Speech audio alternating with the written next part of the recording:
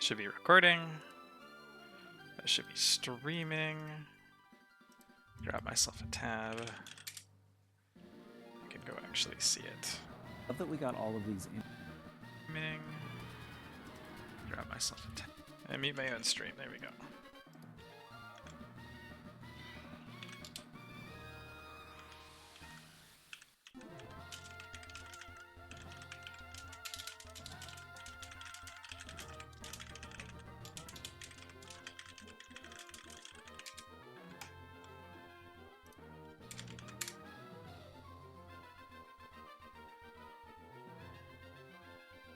I should maybe put shit in the content creation channel. I never do that. I never remember it exists.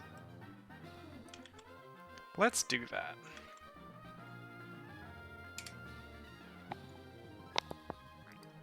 Let's do that. That channel's there for pasting stuff in.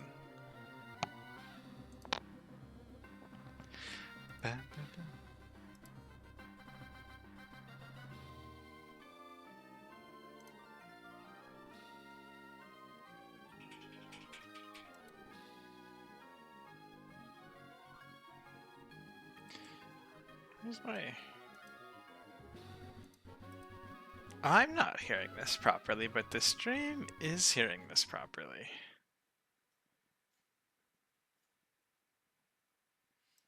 There we go. There we go. This seems to be fine, I think. All right.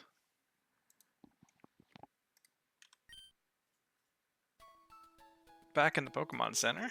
Which Pokemon Center are we even in? Marvel. Okay, so plans for this stream, as I said in the Discord, are to finish Sand. We got Hiker Dusty, and then the notorious Sand Double. I have personally seen runs into this. I've seen a lot of mons lost to this fight, so hopefully this goes better than that. I have a line that I think is gonna be really excellent. But you can only be so confident going into these doubles. At least I feel like I can only be so confident. So we'll see how well that holds up. But assuming it goes well, it should be pretty sweet. We're going to try to have the AI kill its own Arcanine here. We've already done everything else, and then once we're done the Sand Double, we're going to go do Norman, which this took me way less time to plan than either of the Sand battles, amusingly enough. And then we finally, after this sort of a slog of a split, get to go do some vibes and encounters, and I'm very excited about it. So let's not delay any farther, and let me go get my notes up for Dusty. Oh, I do already have Dusty's notes up. Man, the fact that there is both a Rusty and a Dusty that both have kind of like teams in the same vicinity, like we did Rusty on Friday, and now we're doing Dusty, is it's a heck of a thing! It's a heck of a thing! Alright, so we're looking for Tinkaton, Mawile. We are also, for this fight, the only mon, not Zoom, the only mon that I have in the box that I have not used in a fight or brought to a fight in any capacity is Camerupt. Where is the Camerupt? It's in my party, and we are taking the Camerupt to Dusty. It may then return to like its standard box warming, you know, modus operandi afterwards. But we're gonna take it to at least one fight. I'm not sure if we're gonna be able to keep up the idea of like take every mon to at least one fight for the whole run, but we're gonna try.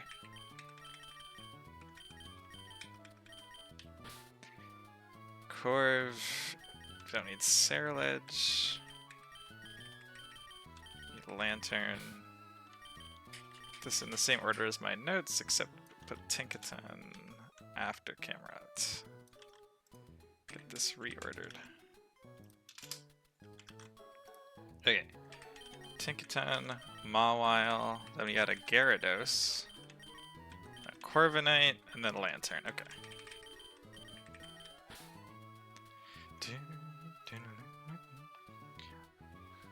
Also, I had to screw with my mic a little bit for... What was it for?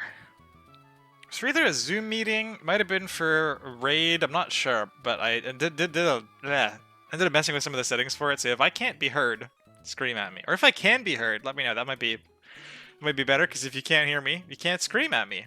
But I think it's fine. On my end, on OBS, it looks fine.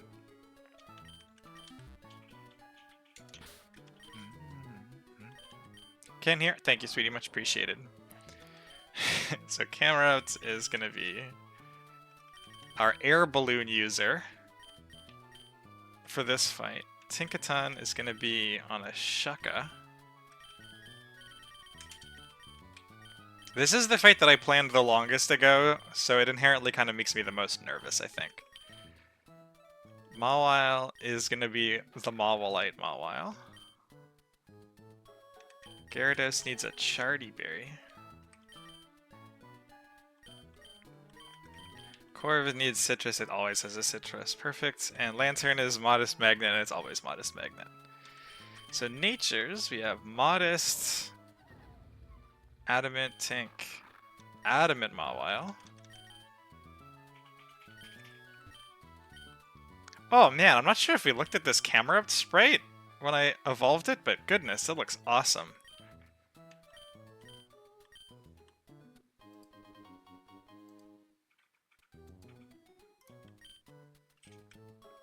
He's so cute. I probably did look at him because of the water pulsing thing, but man, that is a cute sprite.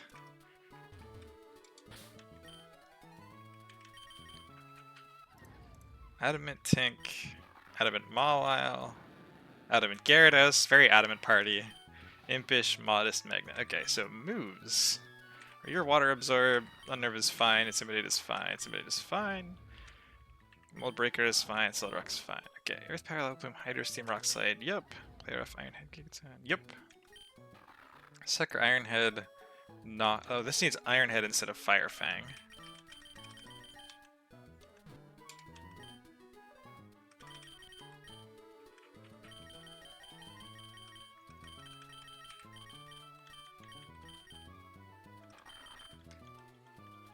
Gyarados, I think, is going to be just fine as it is. It's only say Aqua Tail, so this is probably fine. Steel Wing, Roost. Oh, this wants Steel Wing as opposed to Hidden Power Ground. Okay. That's not too surprising.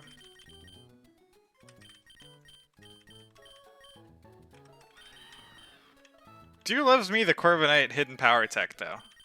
Always splashy. Lantern probably also the same moves it always has. Parabolic Charge, Volt Switch, T-Wave Scald. Yup. Alright. Make IRF give Mawile Double Iron Bash. There is a petition. It's in all caps in the feedback channel. So we've made our case. I didn't see literally any disagreement. So I can only assume it is a guarantee.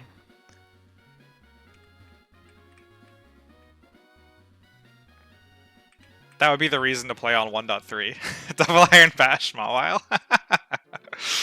Still my repel on. Yeah, okay.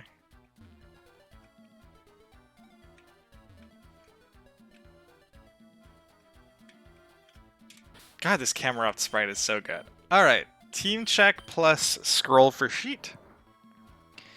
Modest air balloon. These moves. Breaker Adamant Shaka. Adamant Mega Mawile. Intimidate Adamant Chardy Gyarados. Citrus Impish Corviknight. Water Absorb. Modest Magnet Lantern. And we loop. Okay. So we'll save, get an import. I'm going to do a quick scan of my notes for this. To make sure I sort of know the plan going in.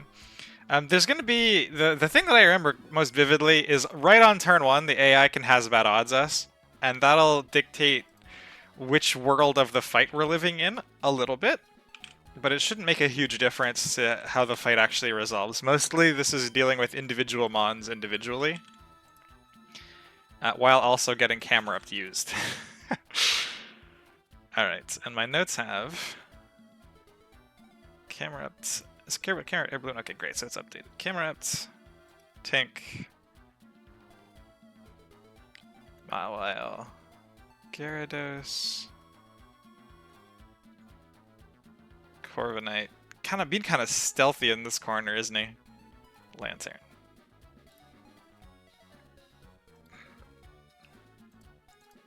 Alright, I think that's where I usually have the game, so everybody can see the calcs.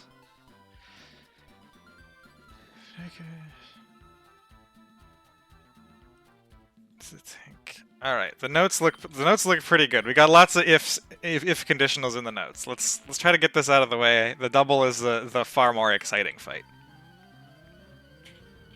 At least in my opinion. I'm really happy with the double line. There have been a few lines in this playthrough that I've been particularly pleased with.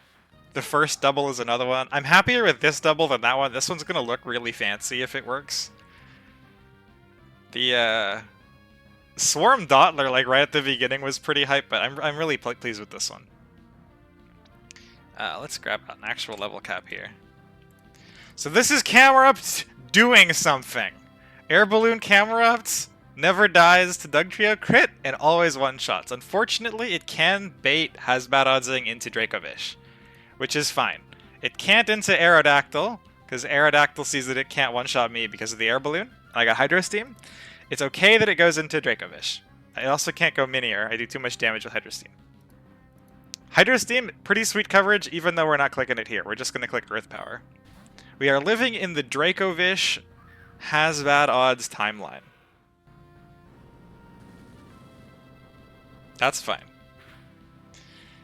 The reason that I was like happy to bring this as a bit of the Camerupt showcase is that Camerupt being 4x weak to water means that even though the AI doesn't necessarily always see Vicious Rend damage spike correctly, I'm so weak to water that it should be going for it anyways. So we're going to pivot into Lantern. I was really struggling with this Dracovish until I think Muffin suggested that you can just do Volt Switch things with a Lantern. And I was like, oh man, this is perfect. I'm already bringing a Camerupt that's always going to bait water type moves. So this is sweet. So Lantern is slower. We're going to take this Dragon Claw. We can tank any crit Dragon Claw very comfortably. Volt Switch back out into Camerupt. Oh, we almost get the kill. Okay, this is interesting because we get to choose what we want to bait after we kill it. We can go either Mawile or Tink to bait in what? Probably the Aerodactyl. I'd assume that the arrow is going to see kill. Am I Shucka? I am Shucka, so it won't see kill. The Mawile Mega, it won't see kill. What do my notes have here? What do we expect after the Dracovish?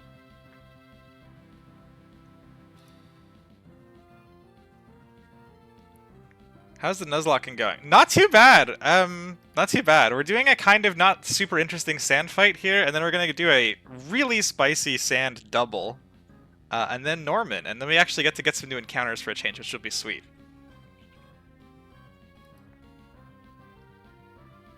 My note says eventually KOing with Mawile to bait Dugtrio, so that's what we're gonna do. Do I even need to Mega Evolve for this? I probably should. Just to make sure we're not baiting in the Aerodactyl. Not first? Not quite, not quite. I saw, Gastron, that you started streaming more of the blind run and bun yesterday. I really want to catch some of those. I'm excited to see them, but I'm Eastern time, so by the time that it was, I had noticed that you were streaming, it was like almost 2 AM and I had to go to bed. But I may go check out the VOD when I have time later today. And Ira, if you're not first, but you are still in time for the sand double. The sand double seems to be the thing that everybody in the Discord has been wanting to see, which makes sense. It went horribly? Oh no. The plan was to stay dedicated to blind until post-Brawly, right? And then you're allowing yourself to open it up. Okay, perfect. We did want to bait this Dugtrio. And we want to bait the Dugtrio because we're going to bait Earthquake and we get to go back to Camerupt. So Camerupt will conclusively and decisively do something this playthrough.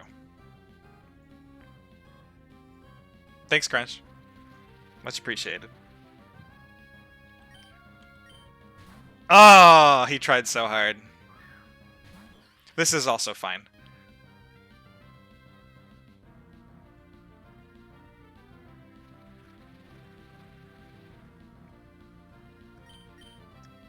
This should be Earthquake. It doesn't really matter, but I'm pretty sure this is Earthquake. Oh, maybe it might be Shell Smash. Shell Smash. Shell Smash is also fine. Part of the perk of Gyarados being our plan for Minior is that we're gonna break the White Herb now. So the defenses are still gonna drop, and this Aqua Tail is always gonna one-shot it. Maybe Brawly Scouting Mission. Oh man, I guess the gym trainers in Run and Bun are also super legit, right? In Imperium, it is very much like there are specific boss battles, and then most of the other trainers are kind of filler. Gym trainers are generally either avoidable or filler. Scouting mission, though. That's you know, that's got merit. So this Gyarados lines up super well into Minior. Even defensive Minior still gets one shot by the Aqua Tail, which is great. Can't switch out because Aqua Tail does too much damage into everything else. We've got Chardy Berry, so we always tank any crit power gem. It's a gym layout where you can sometimes get ambushed by 2 trainers. Oh god. So some of the other folks in chat, such as Crunch, Gastron, are also in the middle of doing run and bun runs. So I'm sure you can get some sympathy. Nice! Scouting streams are important. Are we flipping burgers? Hopefully we're going to be flipping the stand double.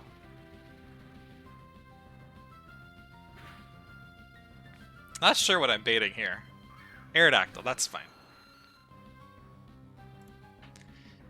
We want to not bait Earthquake is the key here, which is nice. I was expecting to have a Corviknight in against the Aerodactyl, but I'm totally okay with a Gyarados because it can't Earthquake against me either. Does regular Arrow see a kill from this range with Stone Edge? 108. 54. It does not, so it's probably a Hone Claws here instead. That's fine.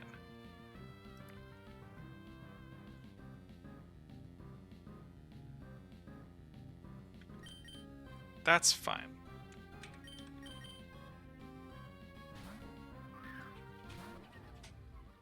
Hone Claws is fine. But honestly, I think prefer Hone Claws.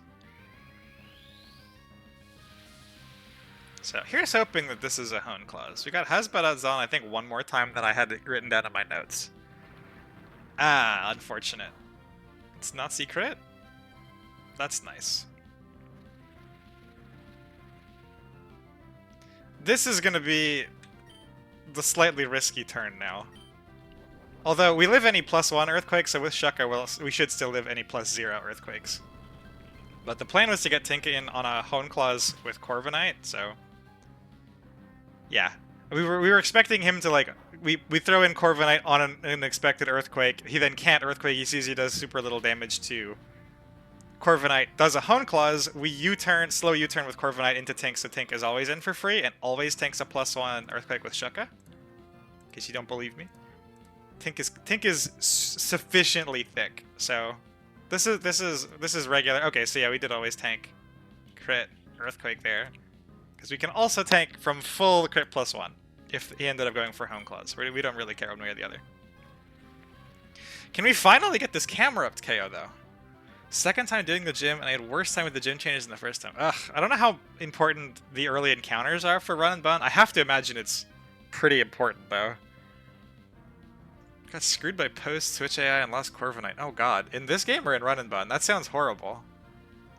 If I learned anything from that Peachaw video, it's that Corviknight's pretty good. Is this going to be a guaranteed Earthquake? Because I really want Camerupt to get this kill.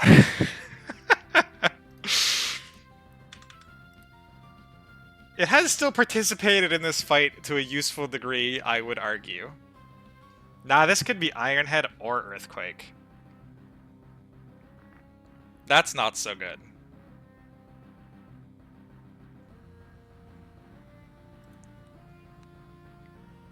I probably just beat this with Gyarados. Because it can tank any crit Ironhead into crit Stone Edge. Gyarados is not at full though. 108? It's awkward. I really want to bait Earthquake on this.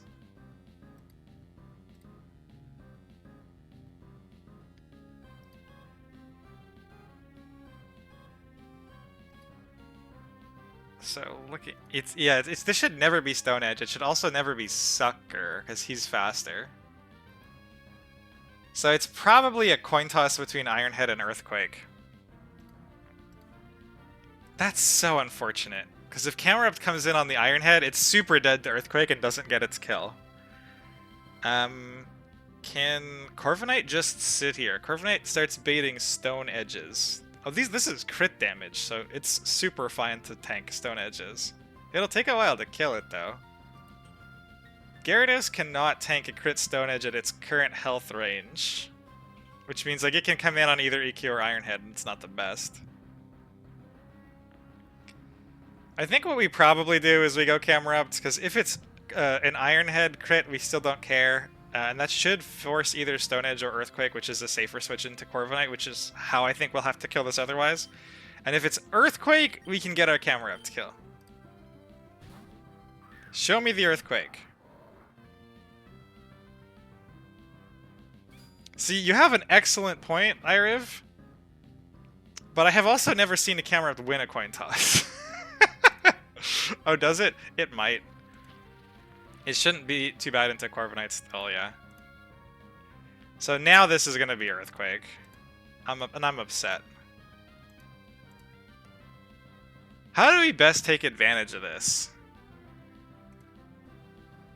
I have nothing on the squad that outspeeds this. So what does a Mega Mawile Sucker Punch do? That's going to end up being an out, probably. Mega Sucker 40. So we got to get some amount of damage off with Corviknight, but not a lot.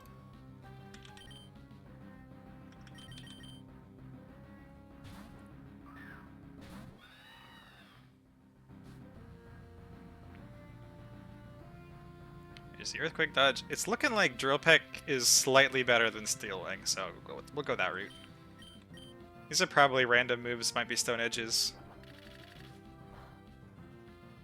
We might just sit here with Corviknight the whole time, depending on accuracy crits. I do probably win the 1v1 with Corv, you're right, yeah. If I get, like, max roll crit Stone Edge, that's the only real concern. Oh, especially with Life Orb damage, yeah. Alas, we do not see Camerupt to get the KO. We tried our best. He had three attempts. He did come to the fight and do something useful, I would argue. But my man had 3 shots and lost all of the coin tosses. 2 of them Hazmat odds, 1 of them EQ Ironhead. At least he came to a fight and participated, right? That's got to count for something. He can go back to warming the bench now. We did our best. Alright, and there goes Dusty, who is very importantly not Rusty. And we get the double unlocked. Let me pull up my doubles notes. Sand double. So, quick spoiler, Golisopod has to be at a specific HP range. Here is me doing the math on how to pre-damage Golisopod yesterday night. Alright, let's go get the team, and then we'll sort out pre-damaging Golisopod.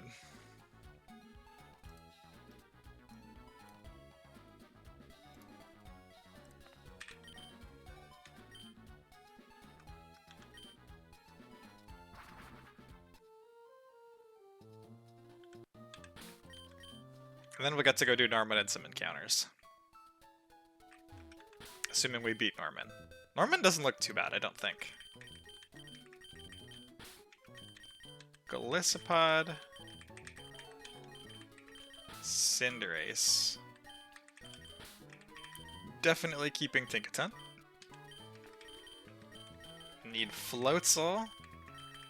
Oh boy, a double battle. Better grab the fake out mons.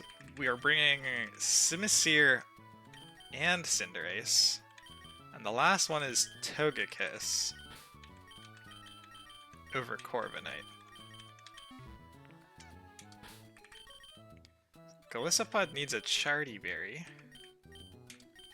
Ah, dang it! I was even looking at the Chardy Berry. Actually, oh no! You know what? It's too late. We've already moved our scroll wheel. Chardy? There we go.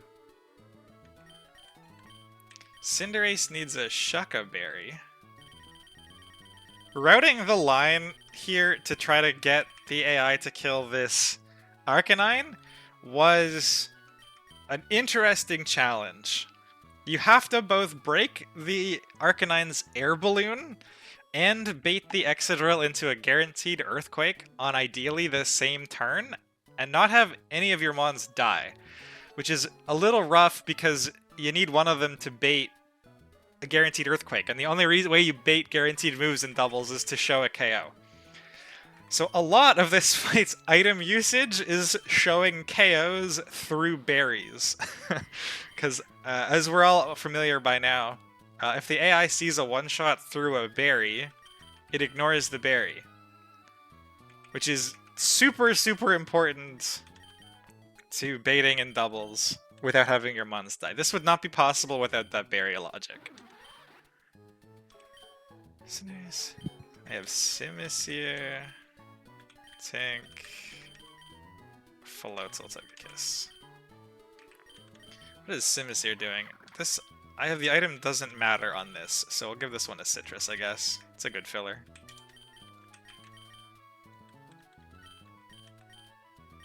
I think we already did Air Balloon. Floatzel is a never melt ice.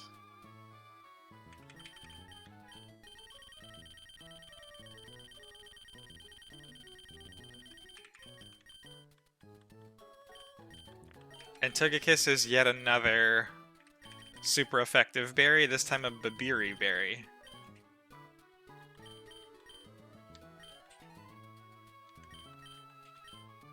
So Golisopod's gotta be lonely.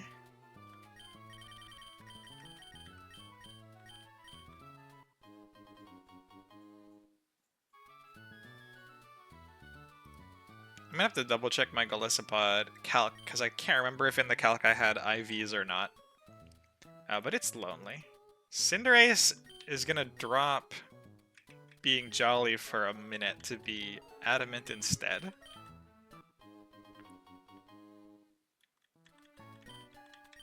Simisear has to be timid. I believe it's currently modest.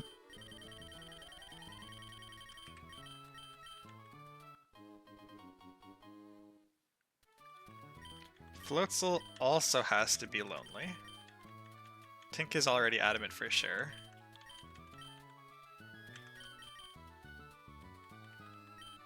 Oh my goodness, I'm so bad at changing natures. One of these days, this Floatzel will be lonely. He's got too many friends. Oh, this is a Togekiss. That's fine. Togekiss has to be bold for this one. Bold and Babiri Berry. Excadrill's a monster.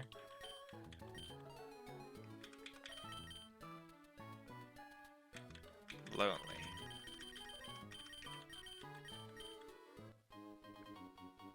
Alright, we'll get the moves sorted and then I'll have to double check our Golisopod math. I think Golisopod has what he needs. Rock Slide, Sucker, Liquidation, yep. Lonely Charity. Adamant Shucka. U-turns and Headbutt, Pyro Ball, Sucker Punch. This thing only ever clicks Flamethrower. And that is all it's going to do here too. Tink, Adamant Air Balloon, the usual moveset. Fake Out, Aqua Jet, Wave Crash, Icy Wind is also fine. Nice. And Togekiss needs Aura Sphere over Extreme Speed here.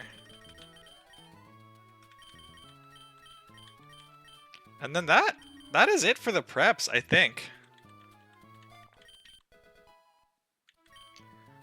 So I'm going to do a save and then check a number in the Golisopod calc. And then we'll go do the pre-damage for Golisopod, and that should be ready to fight afterwards. That was a little faster than I kind of wanted. I'm nervous for this one, not because I'm not confident in my line, but because the line is so hyper-specific that I'm a little worried I'm going to click the wrong button or not notice something or have an oversight. Ugh, terrible. Import. Golisopod. Cinderace. Oh, we got a Flapple in here. I think this one's a Flapple. Cinderace, Simisear, Tink, Floatzel, and Togi. to the Exadrill from Camper Drew. This is the damage we want to see, this earthquake damage.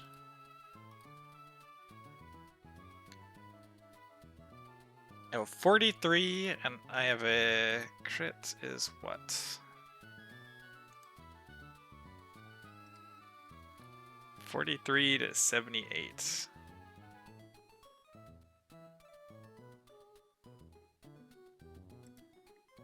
Not die to 65. Actually, is this the right number? This is the 65 from. Where is this 65 from?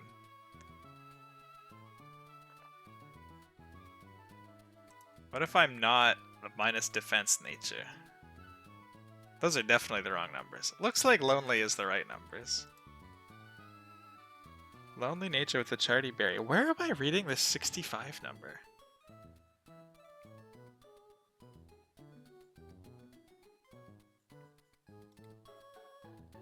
I guess actually if he crits it's fine. So it's 43.52. I'm not sure. I have this need to tank 43, not die to 65. And this is definitely 43 to 52. Saying EQ, I was going to roll half. Below half from 36, not die to 65. You have the single selected. Oh, you're definitely right. That's going to be what it is. Thank you, Muffins. So am I also 0 defense? This is 39 to 40. This is Ironhead. 36 to 43. Oh, and there's 65. Okay, okay. I think we found it. Need to tank 43, not die to 65. There's our 43.65. Need to be below half from 36. Is there also a 36 in here? There's the 36. Perfect. Okay, we need 0 defense IPs. Thank you, Muffins. I was so confused. You know what, though? This is a good sign because it means that past Pocky did all his calcs in doubles mode. Which is very important for this fight.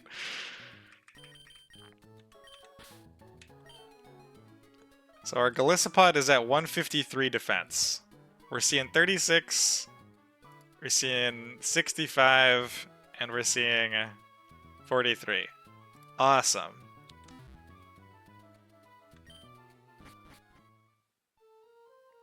So our Galissapod needs to start the battle between 166 and 153 health.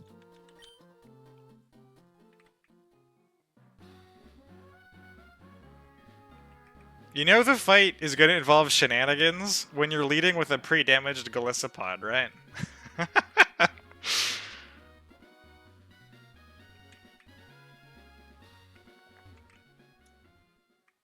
Let's just go see if I can, like, do this here.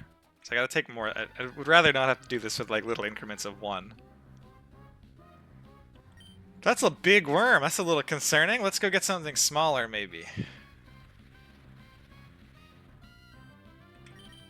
Actually, I guess I could, like, do a toxic orb or something. We'll try to free range our pre-damage first. Can we not get something as scary? Okay, that's less scary, I think. I guess I don't have a move to not immediately one-shot it, probably. I'll try a first impression. Resisted? Nope. Alas. Let's grab... Do the other technique of chucking a flame orb on this and going and fighting a level 1 dude. That's a full heal. Just have to remember to put a charty back on it afterwards.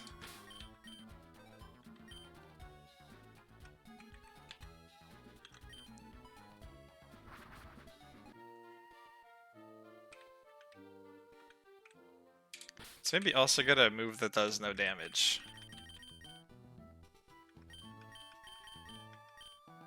Swords Dance is not legal. This is not legal either. Is Spite legal? Can I actually click the button Spite? I don't have this tab open.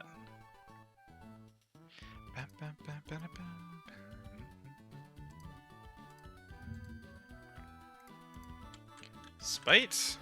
Alright, spite is legal, thank goodness. This would have been really tedious otherwise.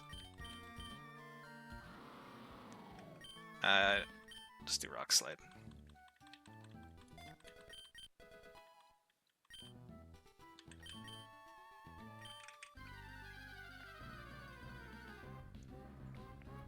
So I think ideal number is like probably 162, 163. I'd like to be on the higher end in case of error bars, but I want to also be like not exactly on the top of my range in case something is slightly wrong.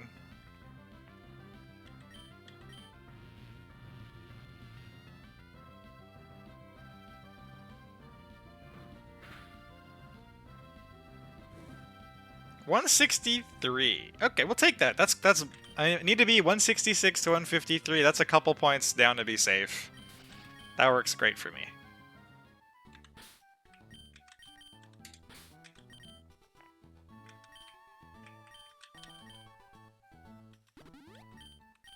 And we'll reteach Rock Slide and give it back a Charty Berry.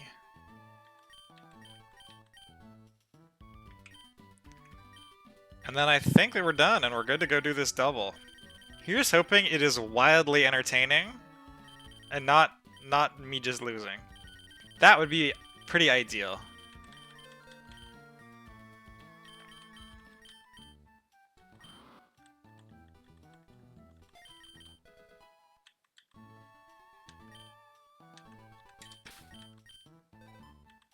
I really love this fly from Pokenav feature. So nice.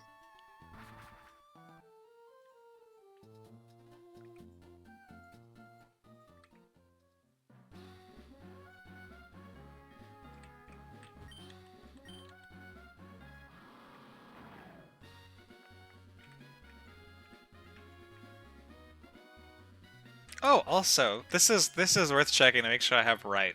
So Golisopod is going to be on my left, Cinderace on my right. I would like Golisopod to be diagonal to Excadrill. That is the plan. And Excadrill is the first marked AI Pokemon, which means it should be in their slot 0, which means the Excadrill should be over here, diagonal to Golisopod. Is that's correct, right? I understand this can bug out and you can reset otherwise, but I want to make sure I've understood this as it's supposed to be played. I should have my Golisopod diagonal to this Excadrill. Should be the enemy gamer on the right. Okay, perfect. That was my understanding, and that is what the plan is for. So if we don't get Excadrill on the right, we'll reset, as I've seen a number of folks do in the past, if you get that, whatever that bug is called.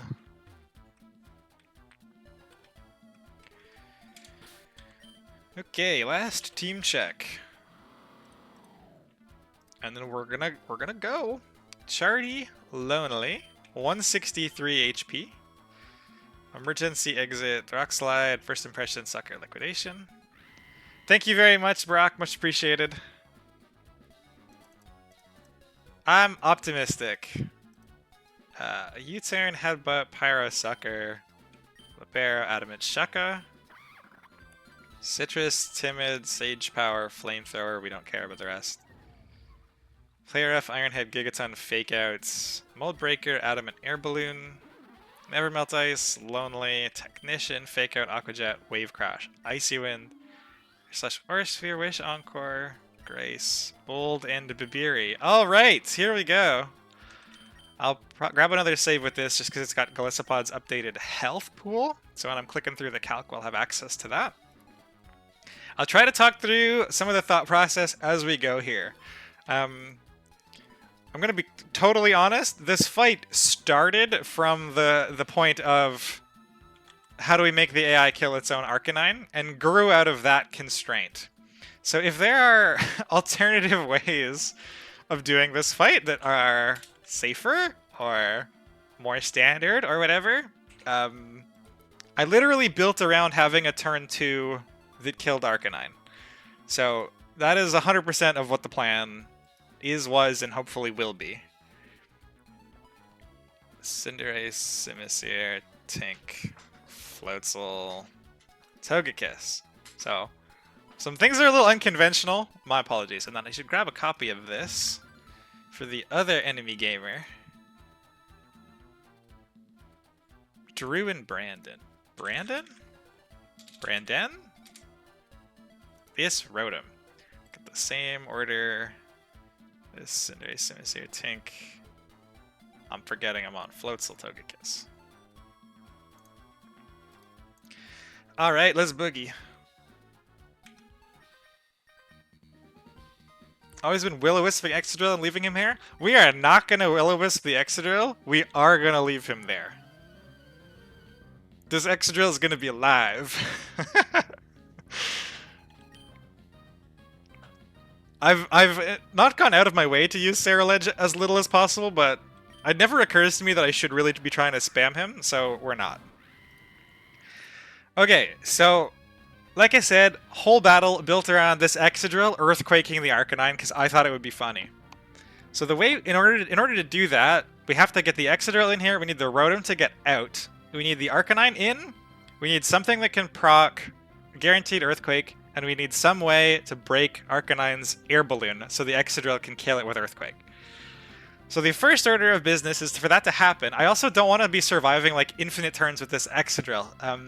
The only move that doesn't have, like, Brick Break is fine, Earthquake is fine, Iron Head, Rock Slide both have flinch chances. And it's faster than everything because of Sand Rush. We really don't want it to be random moving into Iron Head or Rock Slide because of the potential for flinch hacks just killing you. So we want to minimize the amount of turns that the battle has to go on with this Excadrill here, while also guaranteeing that we get this funny Arcanine kill. So we have to get rid of this Rotom on turn 1 to set that up on turn 2. And there are very few ways, as it turns out, to get all of these criteria set up at once. Because this has a Focus Sash. So we're going to first impression the Rotom. This slot here, this Cinderace, this was a Swanna until I realized that it had Rock Slide and Rock Slide can flinch. It was a Chardy Swanna in the plans for a bit. This slot's purpose is to A, bait Earthquake, B, outspeed Rotom, C, have a switching move. So the candidates are things like Swanna, which has Flip Turn and outspeeds, Floatzel, which has Flip Turn and outspeeds. Neither of these bait Guaranteed Earthquake. Simisear doesn't get U-Turn. So it just so happens that Cinderace is the only mon on the team that can bait a Guaranteed Earthquake, always survive a crit Earthquake with Shucka. Here, doubles, crit. Always survive a crit Earthquake with Shucka, and U-Turn out. That's the only reason it's on the team.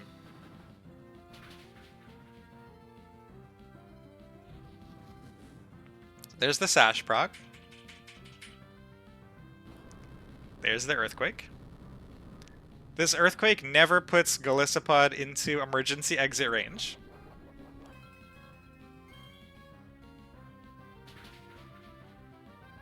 And this Earthquake never kills Cinderace.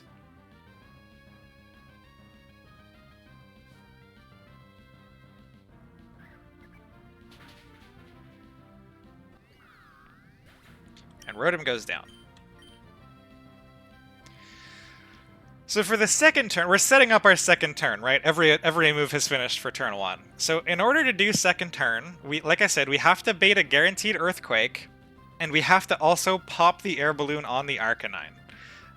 The only one of these mons that baits a Guaranteed Earthquake in this party is Simisear. There are other mons in the party, or in my box, that bait exclusively Guaranteed Earthquakes. I think Camerupt is one of them. But this Simisear has other responsibilities to do later, which is why, again, this actually only works with my Simisear here as well. But we are going to go into Simisear. We have to bait Earthquake from Excadrill. Exactly Earthquake. The Simisear is so clutch because it outspeeds and one-shots the Mr. Rhyme.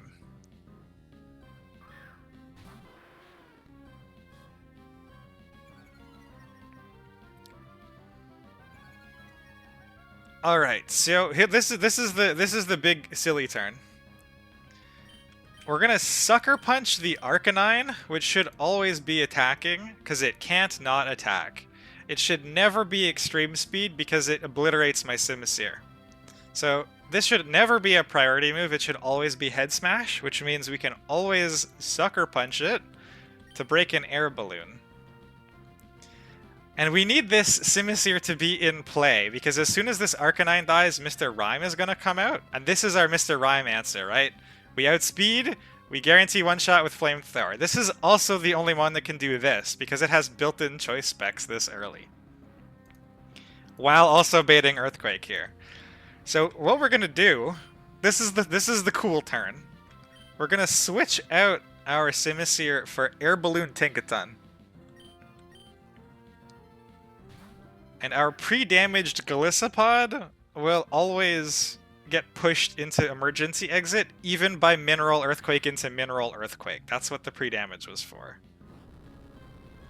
And the AI will successfully set us up to kill their last Mon, and also kill their Arcanine here.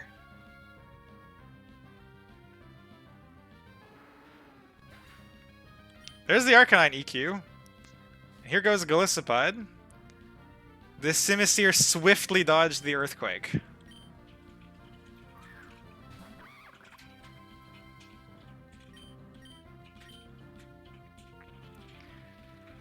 The Simisear, like I was saying, the reason that it is so perfect for this job... I was very proud of this line. I cooked for like 4.5 hours on this one.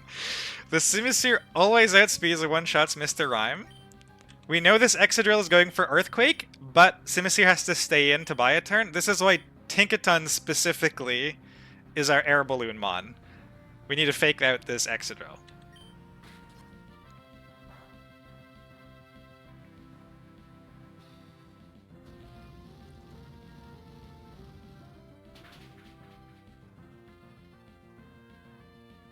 There goes Mr. Rhyme, down to one side.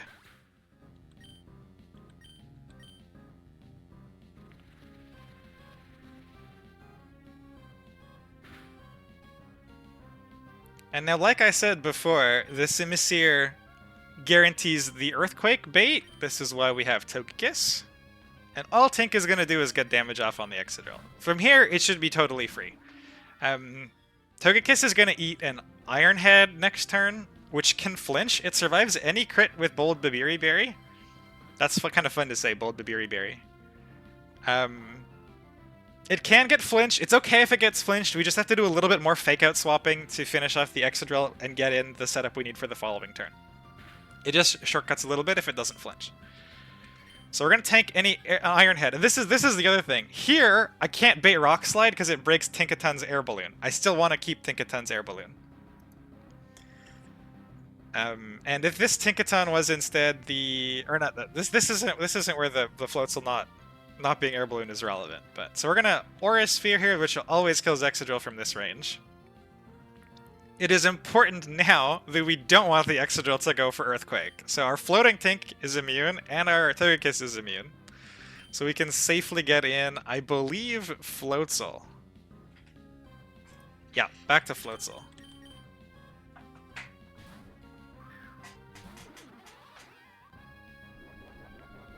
There's the Iron Head, Babiri. We'll see if we get the flinch. Yeah, and it doesn't matter if it's a flinch or not because we can fake out Chain a little bit.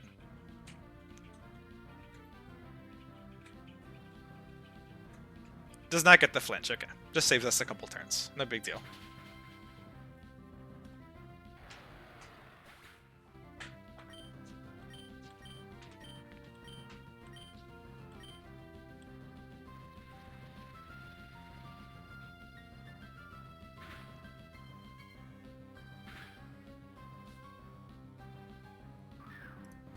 So here, the Sandy Shocks could be seeing kills on both sides with the Electric-type moves, which is not super ideal. So we're going to pivot back into Tinkaton on this side, and now we're going to fake it out with Floatzel. The rest of this is going to be a little bit more standard for what I expect. A lot of doubles involving these two mons, looks like. But we don't actually need to do the fake-out blender, which is really sweet. I was hoping to avoid that. So we get one more fake-out with Tinkaton, and then we Icy Wind with Floatzel. Icy Wind is a guaranteed two-shot with Floatzel. The perk of doing Icy Wind here also, as opposed to any other Ice-type move that doesn't necessarily, or that maybe rolls to one-shot, is it drops speed. so I don't need to fake out next turn. I'm free to do whatever with Tinkaton's slot, and Floatzel will just outspeed and kill. And what that means is we're gonna go back into Simisear to bait a guaranteed ground move from Sandaconda, because we don't need to fake out stall anymore. Our Floatzel now outspeeds.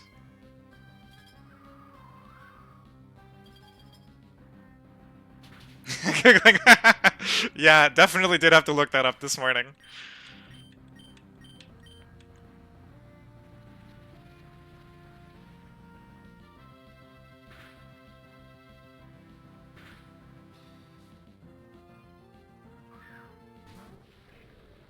There's the Sandaconda, which is gonna go ground move on Simisear, because it is obviously seeing its pre-Mega Calcs.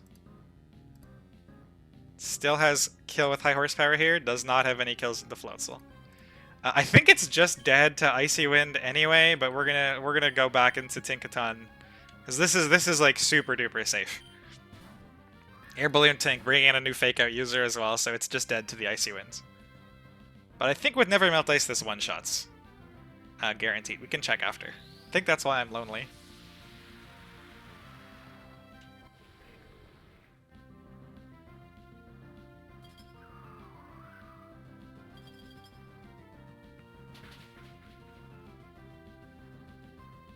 And there it is! Was that a guaranteed kill? There was a guaranteed kill. Look at me doing my homework. And that is the sand double. Now I can go check chat. Yeah, I was really happy with that one. That felt awesome. I'm so glad that worked. Not technically a switch roast.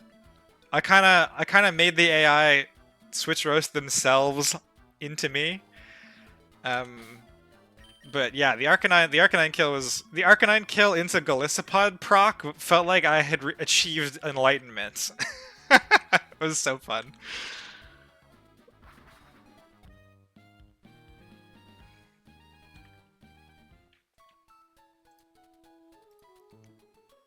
Yeah, seeing that it could both one-shot the Arcanine while proccing Golisopod to get a free setup, and then also seeing that I could just condense what was 2 mons, this was a 7-mon party for a while, I could just condense 2 mons into both Simisear being my ground bait all the time and also my Mr. Rhyme kill was really cool. Alright, let's move these into the... I'm happy with that done. Norman is less scary, I think. But I have spent less time on it. Maybe that makes it more scary. Yeah, very, very, very satisfying fight to plan. Michael had it completely right with, like, doubles feel really, really good when you pull them off. I missed the Arcanine. Why was going down? Why was it satisfying? We got the AI to kill its own Arcanine. So this Excadrill is faster than God and has Earthquake. And this mon gets obliterated by a ground-type Sneeze, but does have the unfortunate issue of having Air Balloon.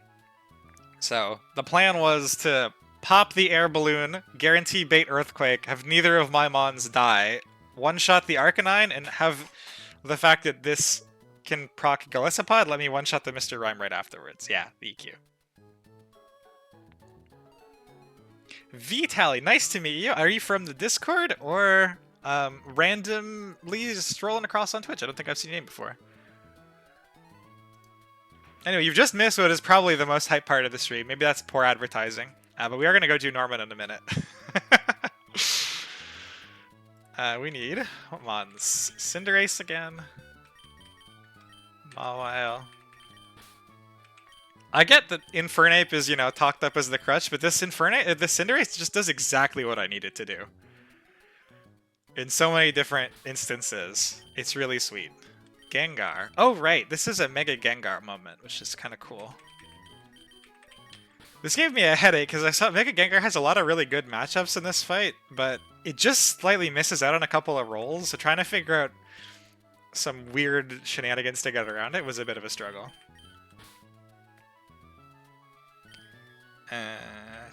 Don't need Tink. Might keep Tink anyway. I think we'll probably just float the Floatzel as the 6th mon. I only have 5 mons allocated for this. And the 5th mon is pretty exciting. In a huge plot twist, we're going to be bringing Auroras again. And not just for the memes. I think it's the best mon for its job. We do have to switch Cinderace back to being Jolly, though. Infernape is for sure underperforming. Very fair, very fair.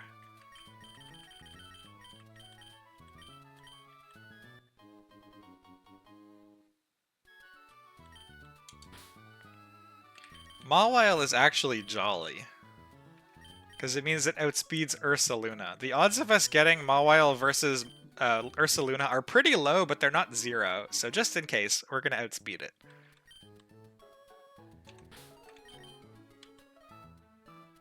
Gengar has to be timid. I think Gengar already is timid. You and me both. This one is going to be more impressive. Actually, the last one was pretty impressive, but this one is going to look, I think is pretty cool. It's only going to do one thing, but it does that thing, I think, better than anything else in my box. Corviknight does get some different tech. It's still impish, but it gets a black belt. Finally busting out Body Press.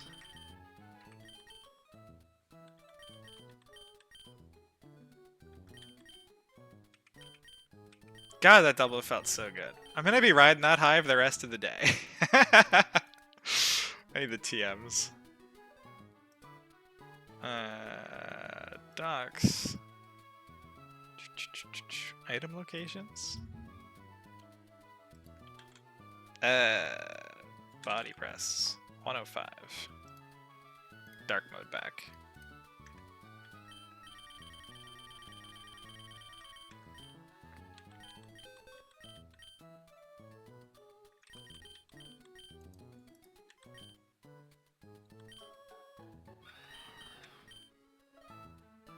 Don't think I have Steel Wing in the notes.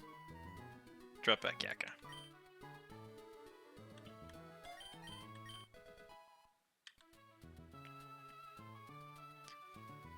Nothing else weird. Does Gengar already have Aura Sphere, or is it packing Psychic Thunderbolts? Aura Sphere Thunderbolt, that's fine. My Auroras notes are Air Balloon, whatever, and Boom Burst. So we'll give this our Air Balloon this time.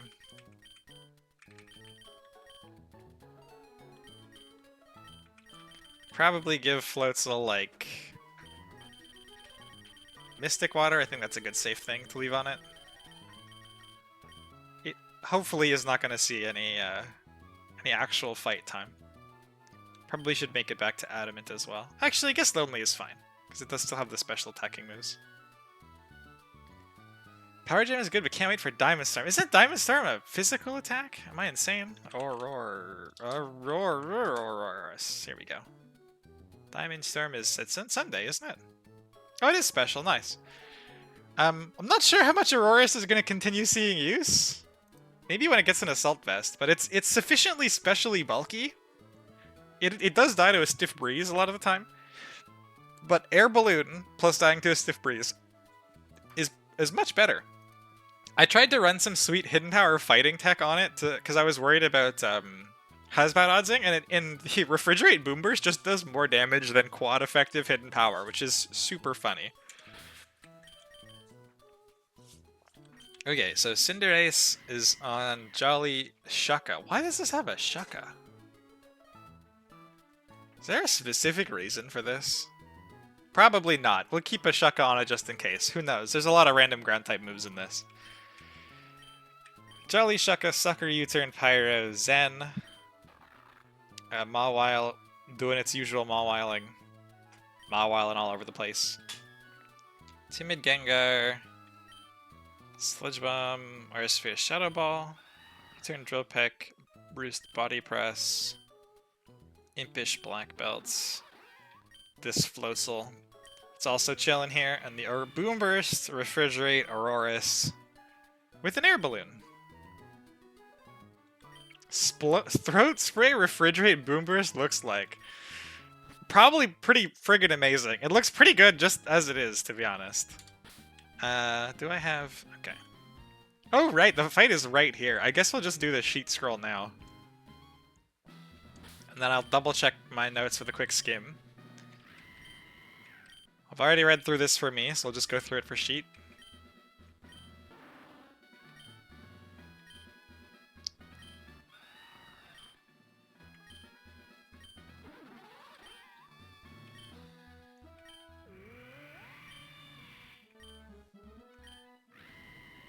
Back to Cinderace. Alright.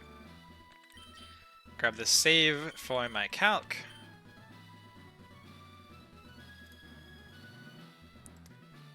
This is the last fight that I have prepped for this stream, but we do, actually, for the first time in like 2 weeks, get to go grab some encounters. Which is going to be very exciting to actually like chill out, see some new routes and stuff. Pretty pumped. I feel like there might be stuff later. You can just have a self-vested stand in front of something. It certainly might be, yeah.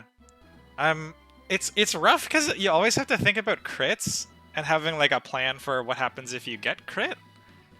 So the defense boost is why, like, I think Gyarados' Intimidate is like a nice to have, but it's not as mandatory because you have to try to plan around them as much as possible. But I guess like when they don't happen, it is pretty sick. Look, we got a Blaziken. Cinderace. Mawile. And maybe my tolerance for crits is going to go down as I get progressively more encounters and get later in the game too. I don't think Auroras is like a mon that is impossible to risk because what am I going to do without it, you know? Although it is going to be really good here. Corviknight, Auroras, and we're bringing a generic Floatzel.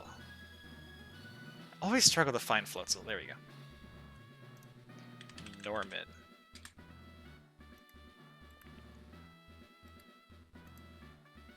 Yet another Focus Sash. So many Focus Sashes. Checking the notes. Okay. Okay. Alright, let's go. First 4 badges and beaten the first few puzzles of the Trick House. It took me a bit, but we got there.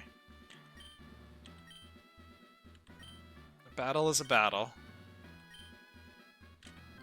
We're giving it our best shot, that's why we're bringing the Auroras.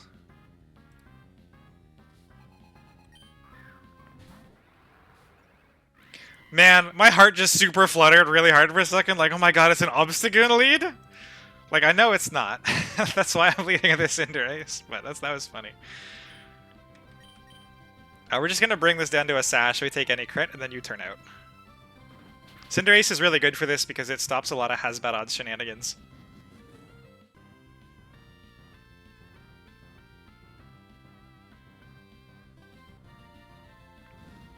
And this is, once again, turn 1. I guess Cinderace gets 2 turns, but Cinderace is going to be a perfect opener, and then hopefully won't come back in the rest of the fight. Although, it the move selection on Norman there definitely left something to be desired. I think it got super low rolled. We have a lot more health than I was expecting.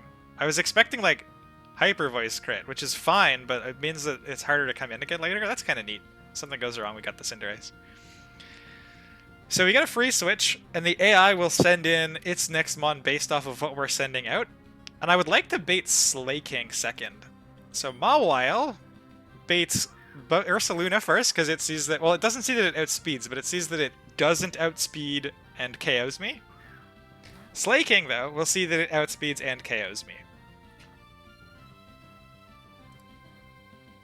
Which is fine. This is with Earthquake on regular Mawile. Nice and clean. This is also the only appearance Mawile is going to make this fight. Hopefully. It just needed something that would bait exactly Slaking. Gets Corviknight in for free.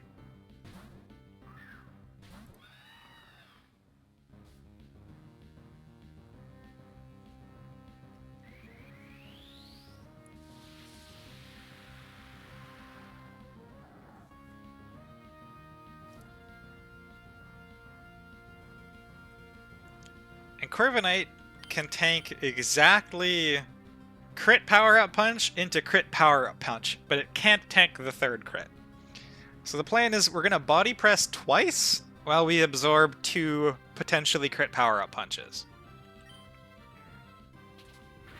This should be guaranteed power-up punch because the Slay King, if we take a moment and go and see Slay King's damage. The Slay King sees it does super, super minimal damage to me in general, and this is a stat boosting move, and this is the prime case to go for stat boosting effects, where there's not mutually a lot of damage being thrown around. So we're gonna go for a second power-up punch, second body press, Slay King to +2.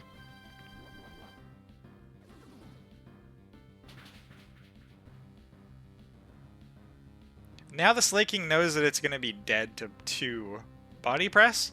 It's now at +2, so it's starting to see some pretty damage ranges that are much better than Power Up Punch. This should be Power Up Punch or Return. I would suspect this is Return because Power Up Punch is going to see, oh, I'm getting killed, I don't need to... There's no extra increase for stat up score anymore. So this should be a pretty safely Return, and I'm going to hard switch into Gengar. Clean.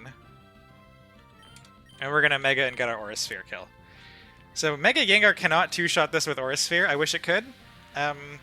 Needs a little bit of support from Corviknight to get the Slay King's health down to a reasonable level.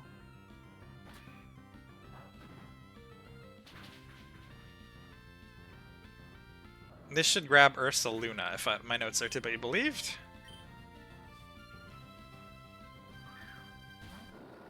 Alright, here we go, here we go, here we go. Ready?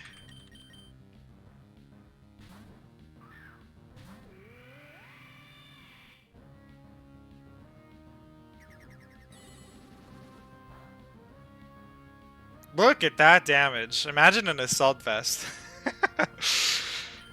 So that did pop our Air Balloon, that's fine. We just needed to always be able to get Auraris in here. Refrigerate Boom Burst just kills like everything. So it can't switch out on us. We outspeed, because Auraris is slow, but it's not Ursaluna slow. It turns out it's like a pretty hard counter, which is hilarious. Yeah, so there's Blood Moon damage, there's Blood Moon crit damage, still doesn't even do a third. And this is like hysterical overkill.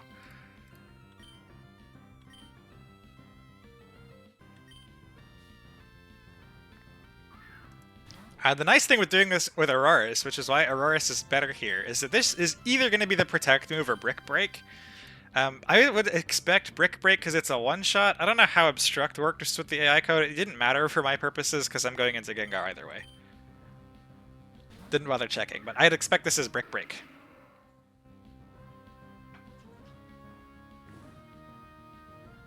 There's the Guts boost. We don't care. He doesn't have Sucker Punch, so he's just going to die. Oh yeah, I've been spamming the crap out of Ice Scales Dugong already.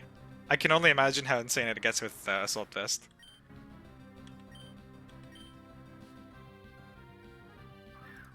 This Cyclozar is going to come in here. So this is why it's important that Mega Gengar is at high HP. It's why we have to use Corviknight to help it with the Slay King.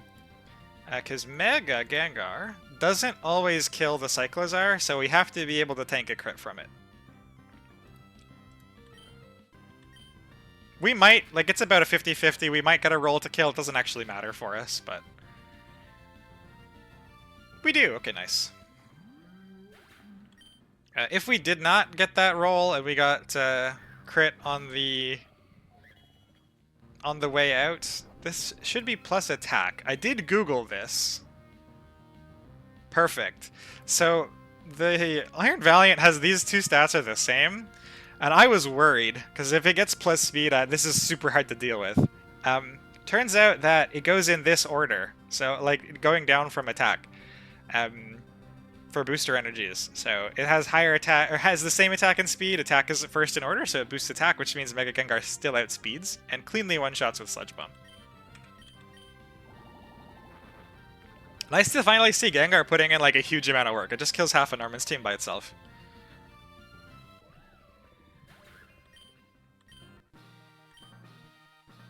This is a mon that I've seen a lot of people go, it's not that, And I definitely feel that Shadow Ball being base 80 and its Vest Ghost move really sucks. But I was very happy to see it put in a huge amount of work here. And Lucario's boring. And also doesn't outspeed the Gallade, the Mecha Gallade, or whatever the fuck it's called. Return, Facade, Swords Dance, that's banned.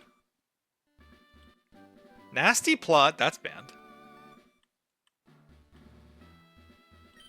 Can't get the Slakenite. That's broken.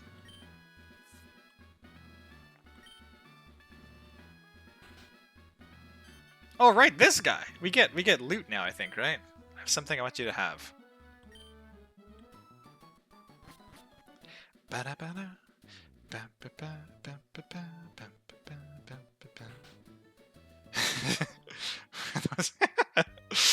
It was Mecha Crebalion the first time. What is this one called? Iron Valiant. It's always Iron Thingamajig, and oh, the Crebalion was Crown, I think, right? I'm learning. I'm not trying that hard, but I'm learning. Dragging here this way. Or he's become very healthy. Nice. His turf has become verdant.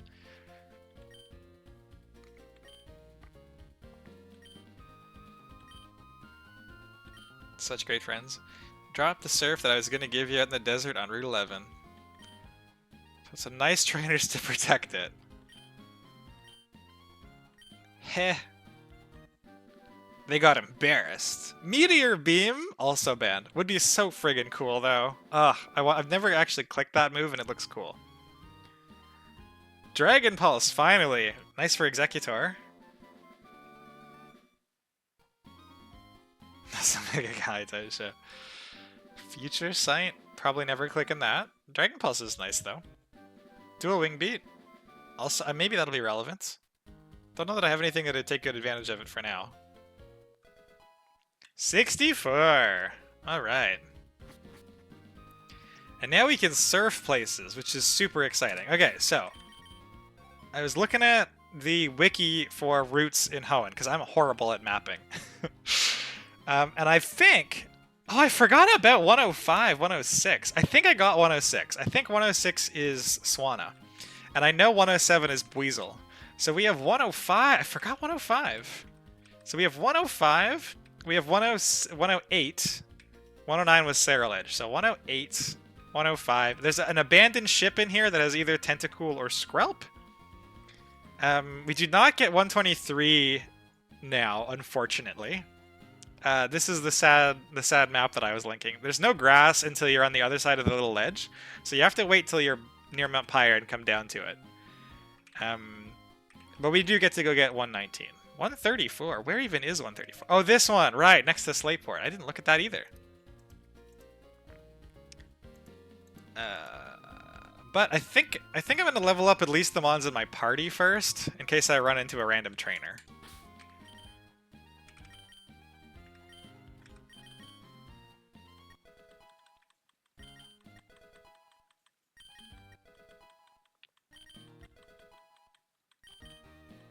Oh, we get Diamond Storm this split. Speaking of...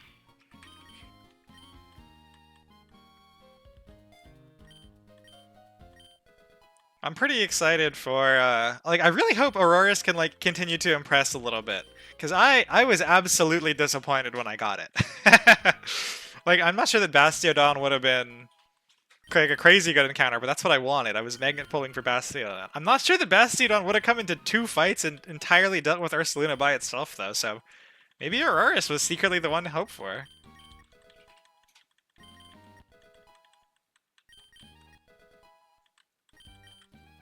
Why I brought up? Yeah, it makes sense. Abandoned the ship also has Tapu Fini. I looked at it briefly, and I was like, man, this thing really doesn't help with Sun Glacia or Hail Glacia. And those are sort of the 2 things I need help with at the moment, so we're just going to go grab either a Tentacool or a Skrelp. I think we're going to try for Tentacool with the Surf, because that seemed to have the higher odds for it, but I don't really care which of the 2 mons it is. I think they're both going to be better than Fini, because I'm not intending to use Fini. Bastion is really good. I'd believe it. I wanted that, because everybody said it was good. Court change, that's not going to be good. But thus far, I've been pleased with the little niches that Aurorus has brought to the table. Let's actually also give Cinderace back its wide lens. Because if I run into something random, I would like to Pyro Ball them.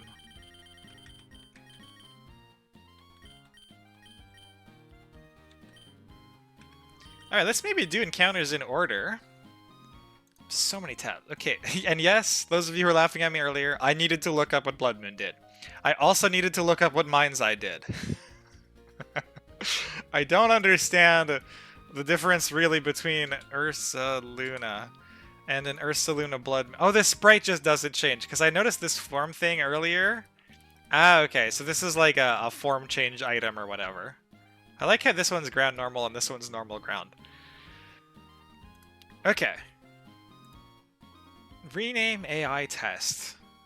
Oh, right. Man, we were chasing down this bug for way too long. I should just approve this. Yep.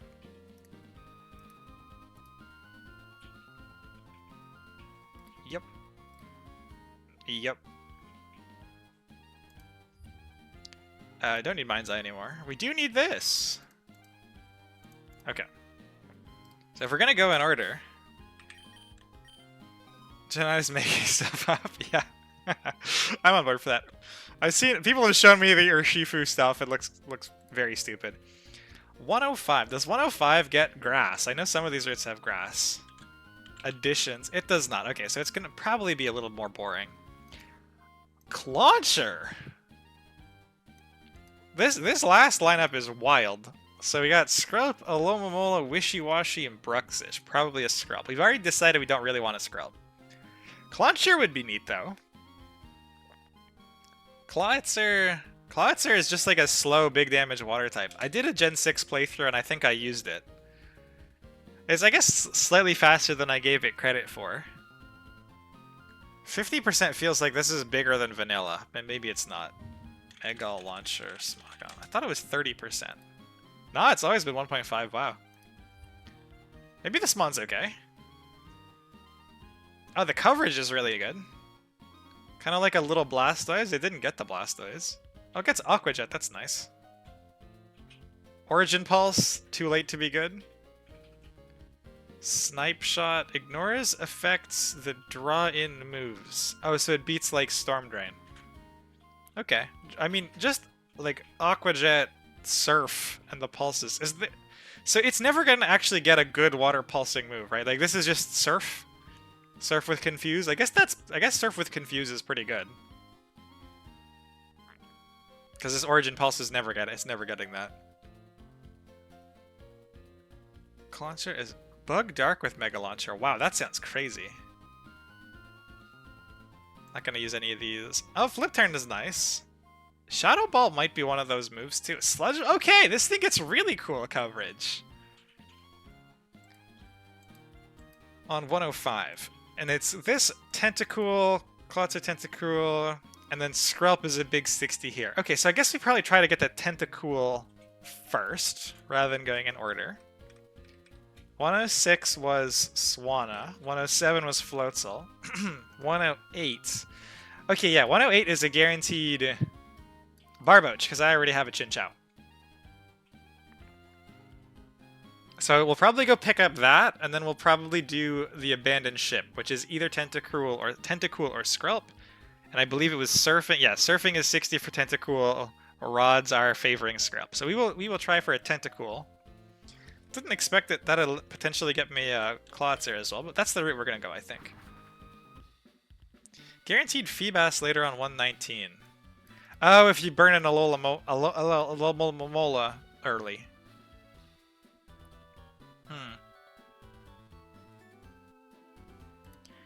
But you have to burn an Alomomola. Oh, okay, I see. So this is actually worth considering for 119, I guess. Because this is not going to be guaranteed. It's only guaranteed if I hit Alomomola here. And this is 95 Alomomola. Feebas. 117 is already done. Safari Zone? I feel like, yeah, okay. Oh, it's already at 90% in the Safari Zone. That's probably good enough, honestly. I can understand being a mega happy with Melodic, though. That mod is awesome. I hugely love Melodic. I can't guarantee this one anyway, because I don't have any way to pull a Alomomola early. So, given that I can't guarantee this on a Alomomola, 119 is going to be... I guess it's either Meryl or Grass. We'll do that afterwards, though. If I can't guarantee it now, I might as well wait for the 90%. Should I have it maybe in a grass or an electric type somewhere in my party, given that we're going to be going into surf? This is still my only electric type. I'm really, really strongly considering hatching Eevee for Jolteon in the not too distant future. So we also grab Meganium.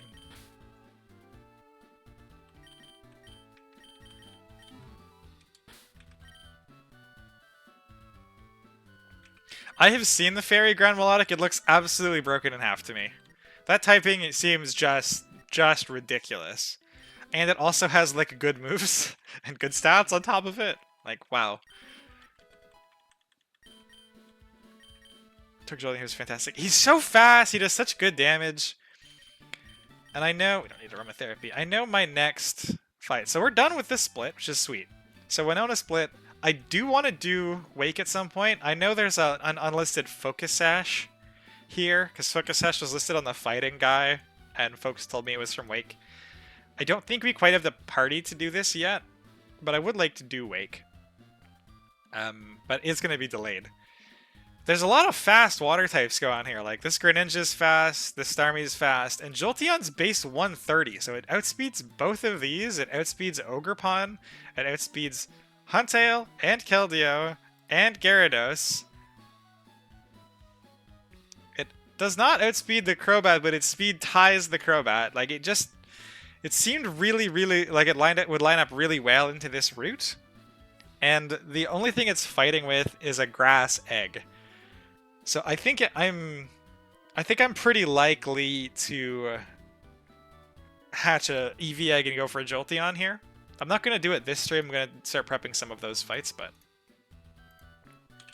Jolteon, like, it doesn't get, like, a ton of stuff, but it's super fast. It hits reasonably hard. It can switch in for free on electric type moves, and it gets Thunderbolt, and it gets Volt Switch. So, like, what else does it even really need? Does it get anything else? It gets a Wish. That's kind of fun. Wishing on, I guess all the other evolutions do. Vaporeon was an E4 contender for me. Slow flip turn plus Wish is really good with Mawile. But people have already champed Vaporeon, and I want to try to take a bunch of original stuff, so I suspect this will be Jolteon. Even though its moveset historically kind of crap, it's probably Shadow Ball, Thunderbolt, Volt Switch, Signal Beam? Anyway. Probably going to end up picking up Jolteon and hatching our grass egg when we get to Fortree.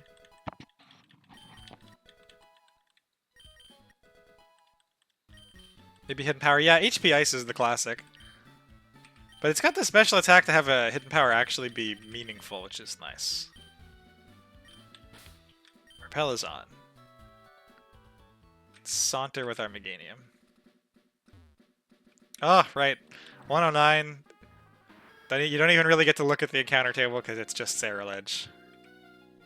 Look at all that nice grass. Is 108 to the left? I guess so. God damn it.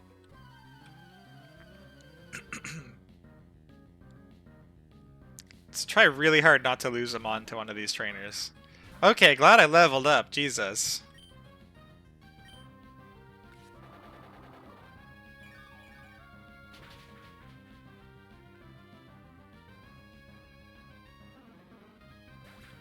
Triage Meganium.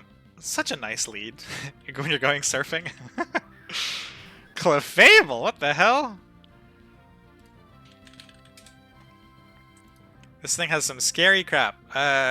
Is this just Moonblast, Teleport, Metronome, Double Slap? You're gonna make me deal with a Metronome Clefable?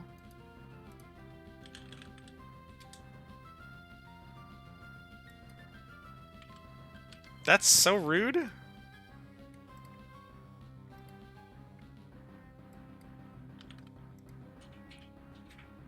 It's probably a 2-shot. Okay. Can you not get, like, some crazy steel type attack? Okay, thank God.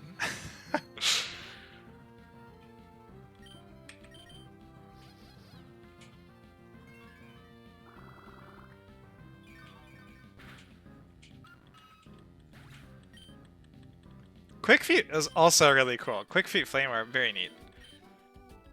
Oh man, you could do that to even outspeed the rivals. Crobat. That's cool. Are we on 108 now? Does this show me where I am on it? We are officially in Route 108. So what was 108's encounter again? Right. Oh, this actually is convenient because I can't fuck it up. This is the this is the guaranteed Barboach. I think Old Rod is the best chance for it. Yeah. Okay.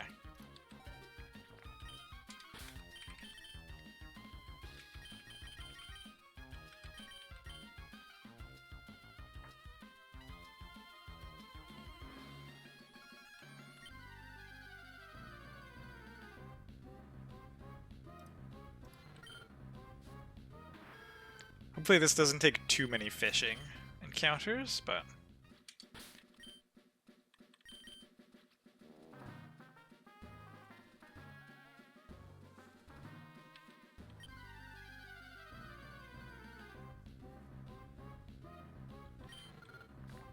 Statistics says it takes what, like 3 to 4?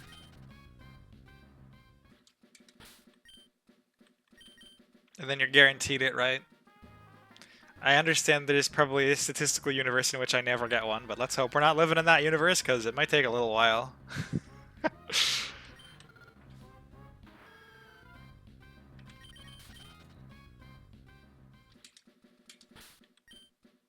17 minutes for 1% Tauros Aqua, which was guaranteed. That is hilarious. I'm clearly having no regard for New Game Plus at all, because this route is literally dead to me on New Game Plus. Here's the Barboach. That shadow is looking a little funky. Funky placement there. I guess he is kind of high up. Shiny packs. So rip 108 on New Game Plus runs.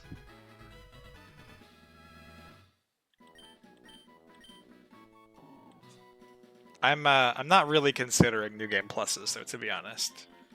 What do we call a catfish? A fish cat? Oh, great idea, sweetie. Crap. You call a catfish dog. Great suggestion. We'll check out the follower sprites when we're done with all the encounters, because I know there are a pile of them here. So there's 108 done. Whatever that item is not worth that. An abandoned ship we are looking for somewhere in here. Actually, are there any TMs in here? Ship? I guess there are not. We're looking for... There should be one of these rooms has water in it somewhere.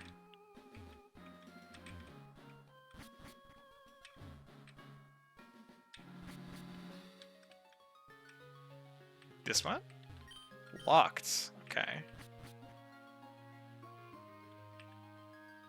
I'm not going for Feeny, so conveniently I don't actually have to look up a guide. We are instead going to go for a Skrelp or Tentacool. Don't think I'm super bothered by which one. Ah, okay, there's our water.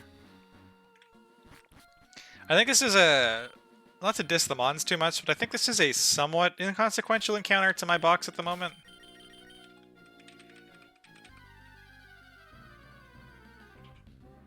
We do get the Tentacool. I already feel like I have really good water types. Like, we've barely used Primarina. That's super awesome. That's probably going to be the main, like, bulky water type that comes around, but Tentacool is fast, which is cool, and Poison Stab is always useful.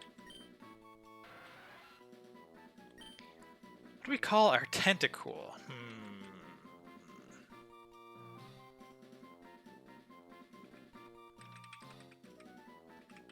Call him Crispy. In honor of crispy California rolls. So one of my favorite super westernized sushi dishes.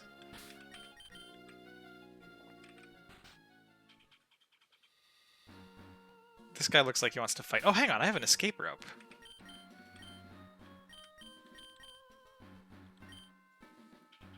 So that sushi, right? We went last Friday and I already want to go back. It's so fucking good. You shouldn't be friggin' Philly roll person myself. That's a fair take. The theme is amazing. My favorite sushi order Or sweet potato avocado rolls. Avocado rolls. These guys. Which is maybe a bit of a wuss answer because it's not really fish, but let's got like some my local place at least looks more like this. They got some like crunchy bits around the sweet potato / yam. The avocado's super good. They have this really nice kind of almost chipotle mayo-esque kind of sauce on the top. I could just eat these things for days. So fucking good. Are Philly rolls the ones with cream cheese? Philly roll sushi.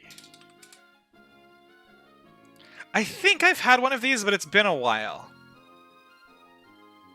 I usually go with just my wife, so it's harder sometimes to try a bunch of new orders because you have to commit to eating that, and you already have this list of things you really like. The salmon looks... Is this avocado or cucumber?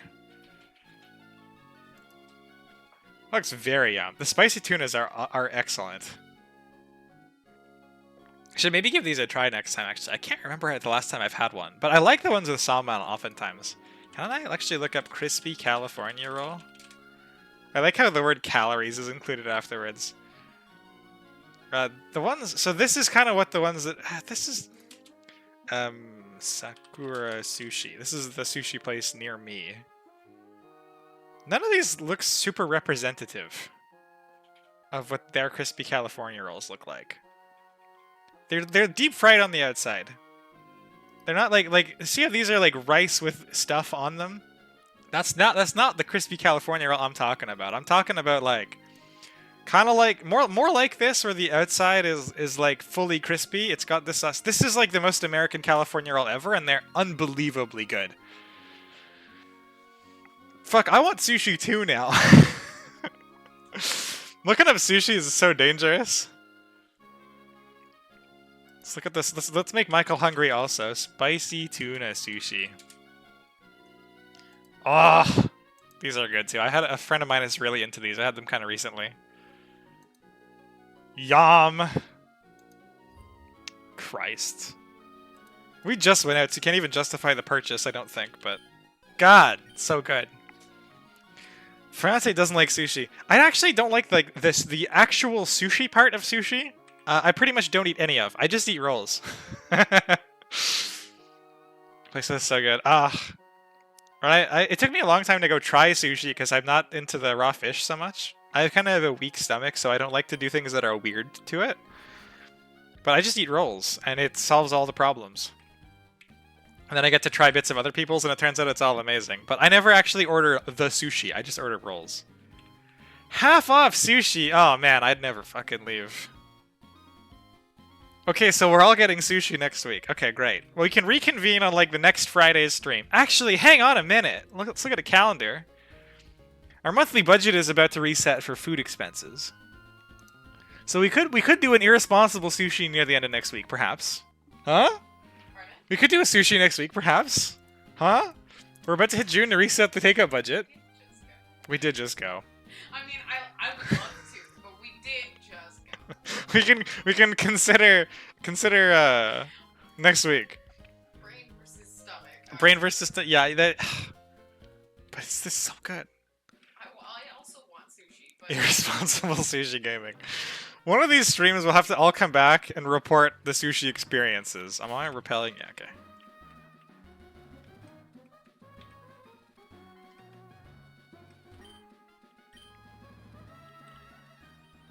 Open till 2. Oh man. See, drunk sushi would fuck up my insides the next day, but it is such a good time. I've done that a few times.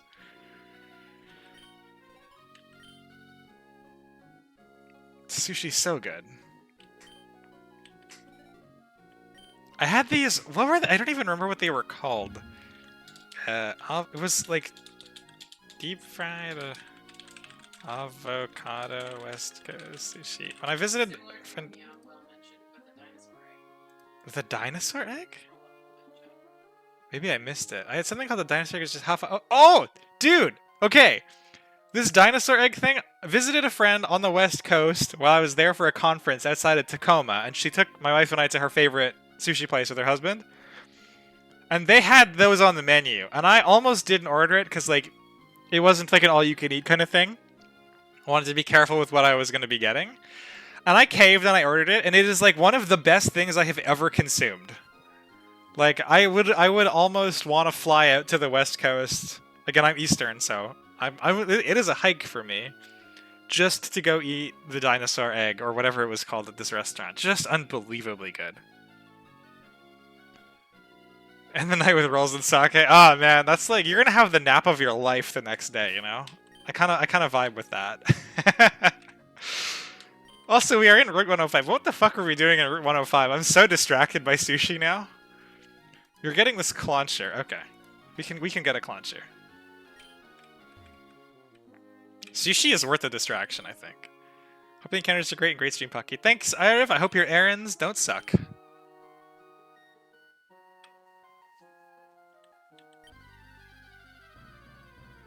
I say East Coast. I'm like not on the coast, so I don't get good sushi from either side. I'm Canadian, so if you're actually on the East Coast, you're like way the fuck out east, and I'm not quite that far.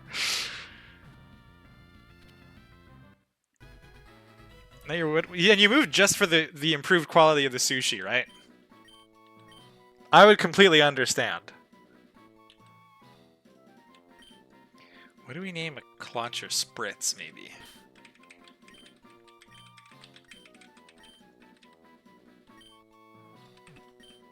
I think I like the Z. I moved for better internet. Better internet and better sushi are both, I think, super legitimate reasons to consider moving.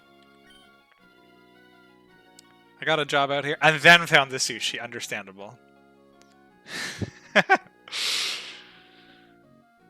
Yeah, there we go. Okay, so we've done 105. We've done 107, and we did 108, we did Abandoned Ship. So now we get to go look at 134.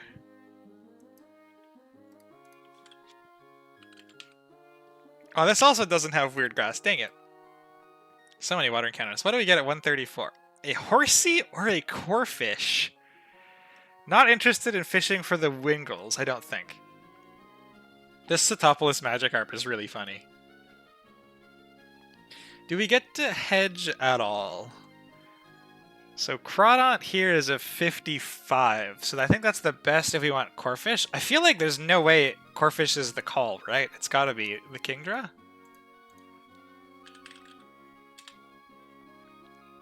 Oh man, that's super convenient. We live in a reasonably small town area, so it's the same idea. It's like, if I want to go get sushi, it's 15 minutes. If I want to go play Magic, it's 15 minutes. If I want to go visit my friends downtown, it's 15 minutes. It's awesome.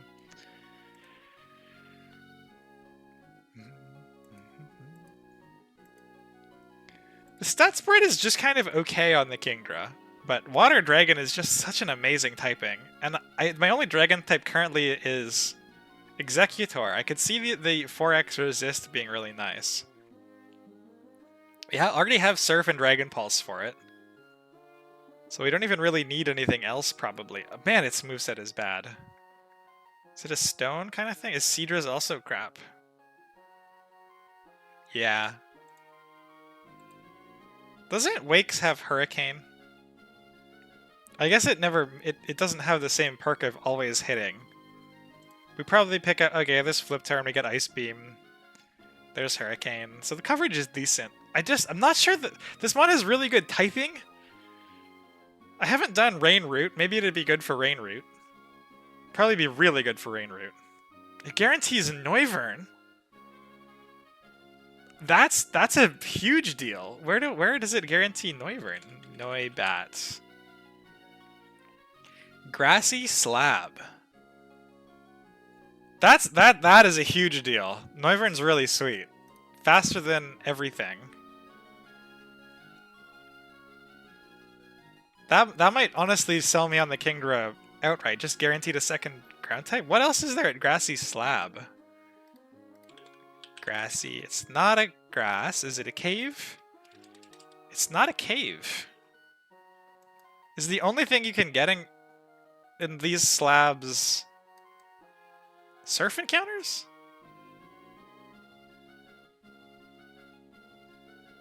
I thought they had encounters inside them too. This guy says in and out. Public transport. Yeah, our public transport. I say 15 minutes. That's by car. If I wanted to take a bus into downtown, my wife does that to get into work occasionally. It's like almost an hour. So small town, but not the greatest public transit ever. We are still North American, so it's got to be garbage, I think, by definition. I could swear somebody was saying that you got like a steel type in one of these slabs. And it was like another spot to get Poniard. Oh shit, is Ancient Tomb is a different spot to the slabs? What the fuck are the slabs?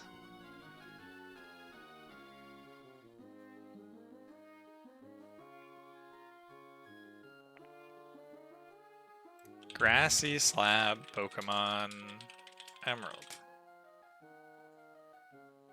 Scorched slab. These are the Reggie rooms, right? And then I figured like you'd go in the Reggie room and it'd have an encounter table. The tombs are the Reggie caves. So Ancient Tomb is my Reggie cave. What are my other ones? Ancient Tomb, Spirit Tombs. There is only one tomb. I have added Reggie rooms for Yuxi, Azelf, and Mesprit. Okay. Ancient Tomb, Sea Island, or whatever. Sea... Oh, Island Cave. Okay. So these are my Reggie rooms. These three. Those are awesome encounter tables. Okay, so these are my Reggie rooms. I get them after Winona. Understood. The slabs, these are new. These are for Yuxi, Azelf, Mesprit, some other thing, I guess.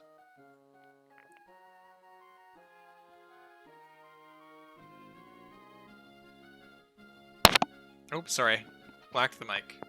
Reggie Drago. Okay, so these are for all of the Reggies, and they don't have encounters except for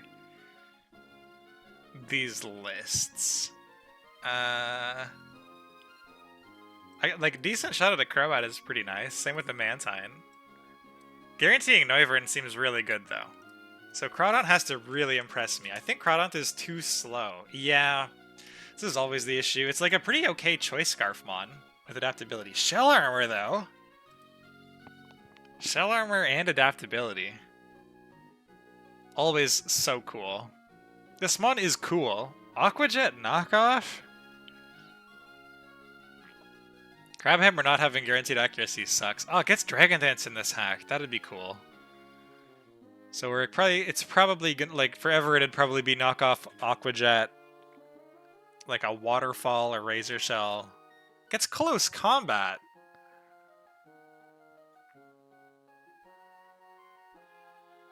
Does it get Flip Turn? No, eh? No.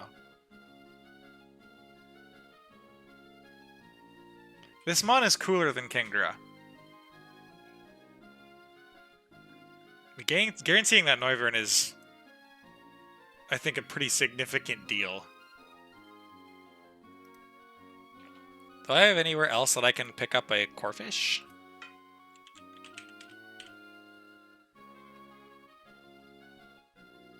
Moss Deep. Oh, I'm guaranteed one in Moss Deep. Oh, but Moss Deep has some legendaries, doesn't it?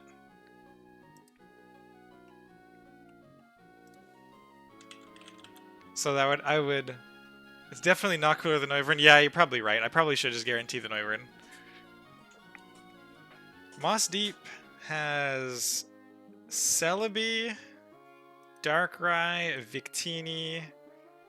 I think Kyurem is... Oh, this is just referencing. So it's those three, I guess. Shell Cave. Moss Deep. Okay, so it's Celebi, Darkrai, and Victini. I'm getting sushi. Oh, sorry. Sorry, I had scrolled up in chat somehow. Definitely not. Let's not circle back to sushi because we're all going to end up spending way too much money. I guess I can, if I end up not getting one of these mythicals, I can pick up Corphish there. It's probably too late in the game for it to be super useful. But I think the Noivern has got to be better. It's so fast. You just give it choice specs or whatever. So that was an enormous amount of monologuing, and now I've already forgotten what I was gonna do. Oh, it's not even guaranteed. I just have to try for it. Get sushi this week, so I wasn't sure what I was doing for the holiday. Oh, there's a holiday. That's very nice. I hope you enjoy.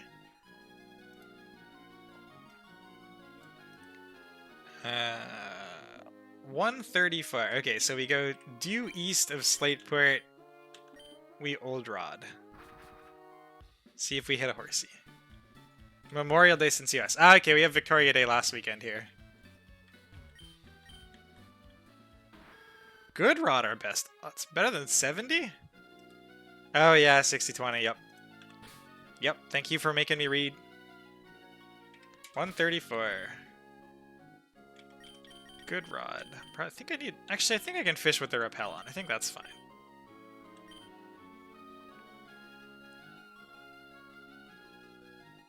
Maybe I can't. Let's hope this encounter is a Noivern in disguise.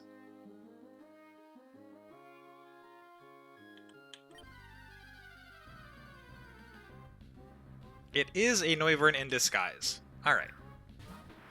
And again, 4x water resist might be relevant. Having this for the rain root's probably fine. It's not like a super exciting encounter. I think Crawdont is way cooler, but yeah, Noivern seems really hard to give up. And now we're guaranteed a Noivern, that's nice. What do we call it? Kingdra. All I'm thinking about are sushi names now. Crap.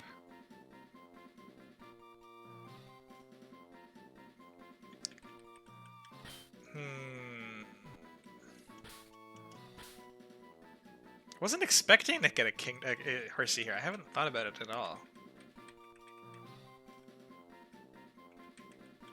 Nay, that's what horses do. But you make...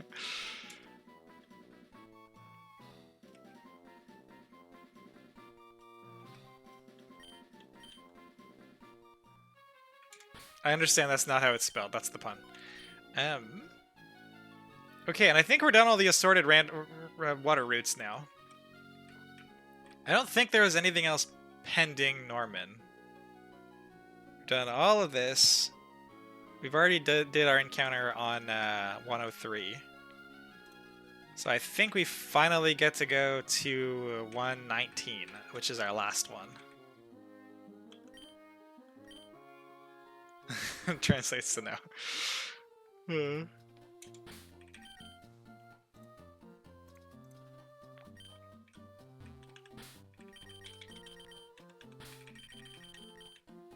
So I have already cashed in my encounter on 118.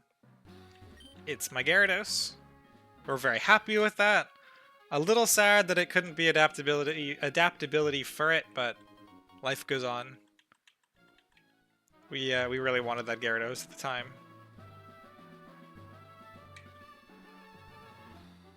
So there we get jump scared by Steven. But he doesn't fight us, because the sheet doesn't say he does.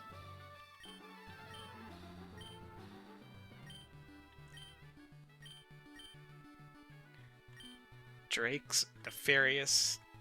Such a nice guy, that Drake. More disturbances. We will investigate the heck out of it. Probably not now. I suspect there's a double like right away, and those take me forever to prep.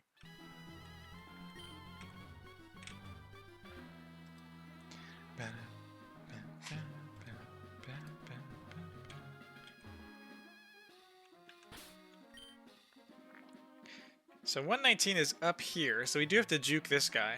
And we do.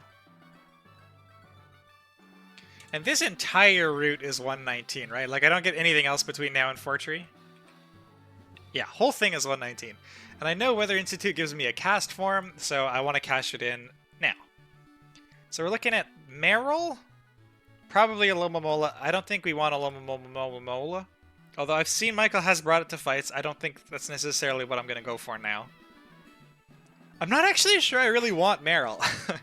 I know Azu is really good. I think it's better in the early game when you have fewer options. And also I have Primarina, which I think is generally better than Azu. I get that this is a physical attacker, but I have the type covered really well. What I was thinking of doing... 119? 119. I think this Roots Grass is kind of crap. You can Magnet Pull for this Kartana. I don't want to do this. I'm not sure which of these kinds of mons I want to go for yet. The only can fight the second. Yeah, okay, that's about what I figured. I don't think I want to go for Kartana now because I don't know which of these mons I want yet. And I have to cash in this route now because otherwise I'm going to get the Institute cast form, which I don't want. I think this route's kind of bad overall. I don't think I'd use Capsicid really. I think Ledian is crap. Durant is probably fine. Combi's probably a huge L. I don't know anything about what Stonejourner is. I suspect Cutiefly is pretty good. I don't even know what a Nimble is. Nimble? Oh, he's the low kicks. Okay. I think Goodness, tabs. I think I'm gonna Flash Fire for Growlithe. That's what I'm thinking. Because I think a lot of these encounters are kind of crap.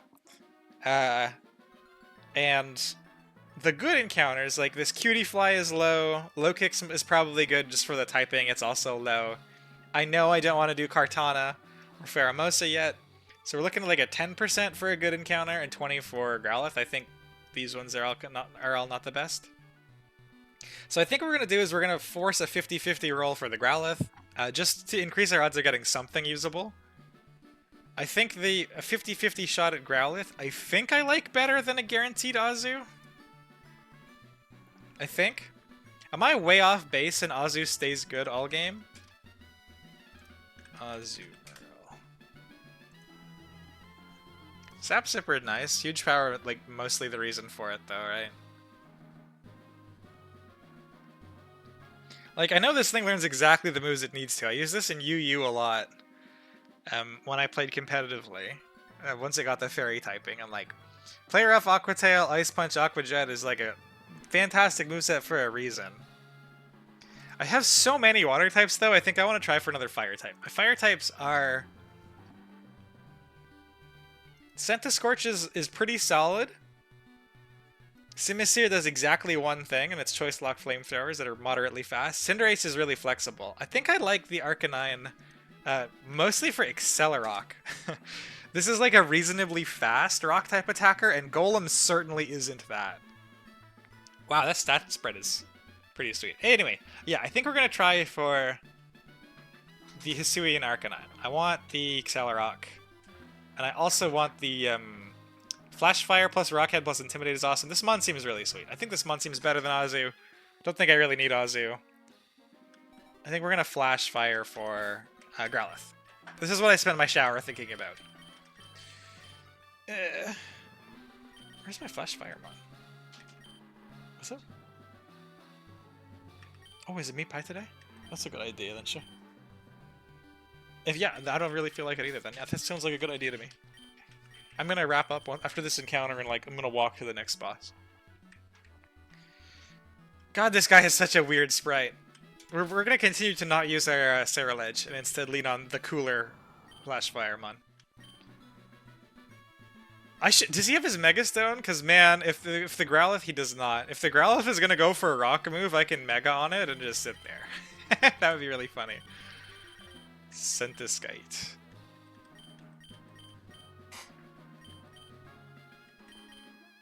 And actually, what I'll probably do is I'll do this encounter. I will get to the Weather Institute.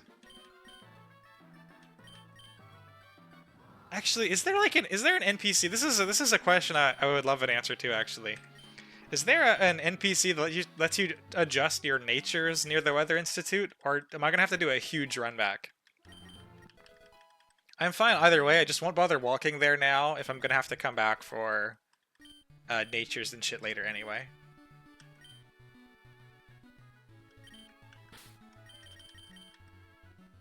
There is? Okay, so we'll get to Weather Institute, level up all the mons, and then probably sign off. We are Rockin' Flash Fire. I'm definitely due for one of these forced encounters. We've missed, I think, the last 3.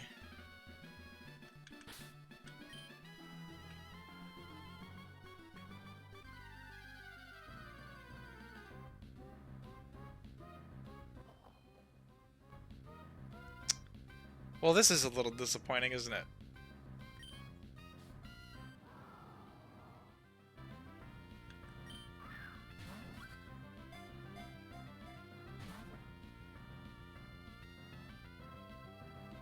What does this mon even do?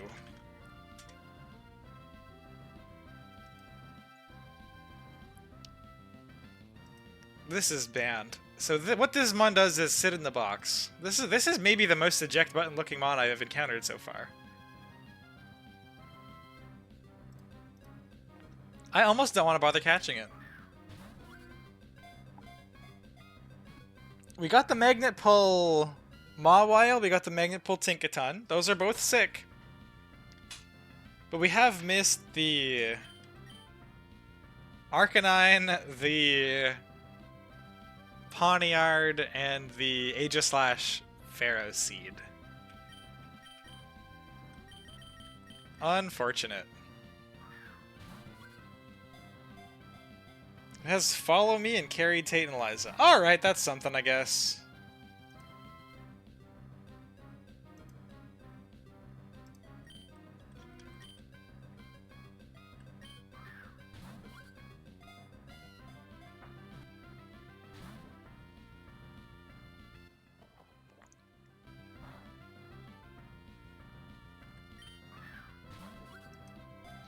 Aromatherapy, I guess, is fine. What are its stats?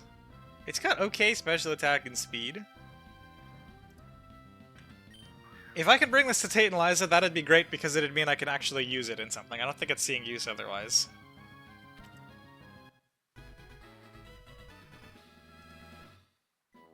No egg moves. We didn't even get the one that has Fake Out? For fuck's sake. Aw, man. Did you have Indeedee M or Indeedee F? Because F gets Fake Out. That seems like a big deal.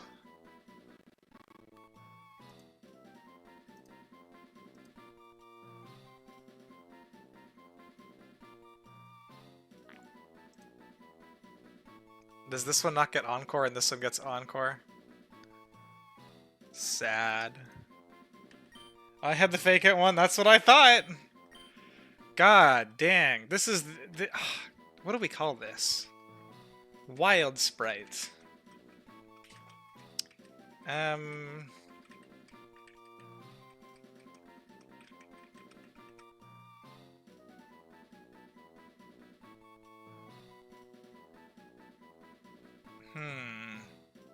Should have gone for the guaranteed Azu.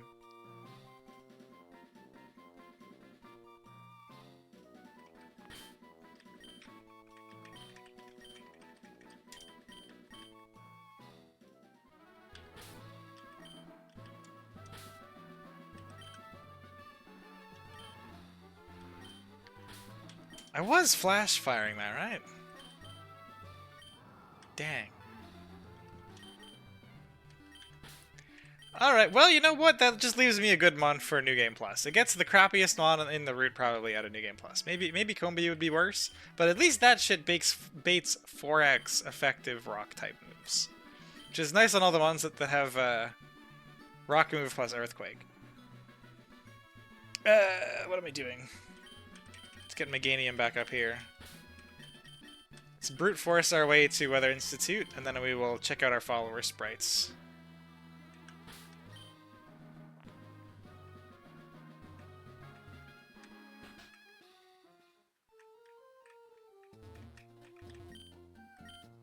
The Cave of Origin. I think that's where we get our unknown, if I'm not mistaken. Another excellent eject button. Not sure if it's as good an eject button as this Indeedee, though.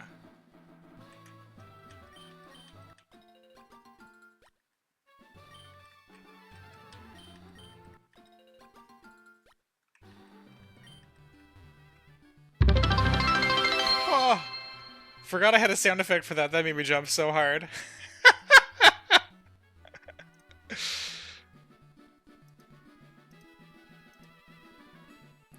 I can't see this name very effectively. Let me move the...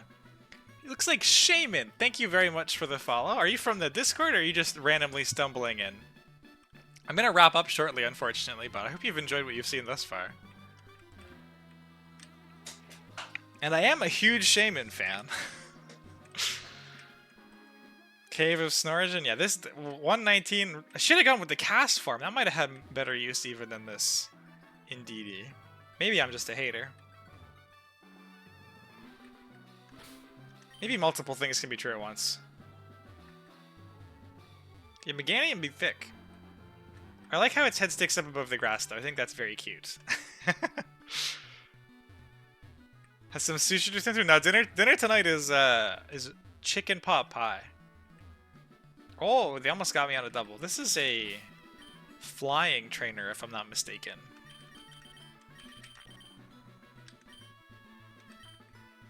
Okay, we didn't pull it anyway. It's the Aqua folks. There's a nurse around here somewhere. Ah, there she is, okay. Alright, so let's check out the new mons. As much as I'm disappointed with that encounter, we do have other ones that are, I think, universally less disappointing, but also 100% water types.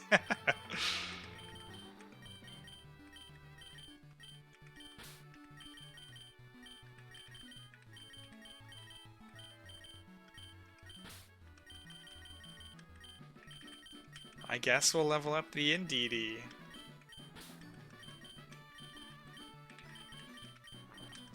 And then we'll also level up the rest of the box. Okay, so this is the Indeedee sprite. Looks like an edgy loser. I'm definitely just a hater.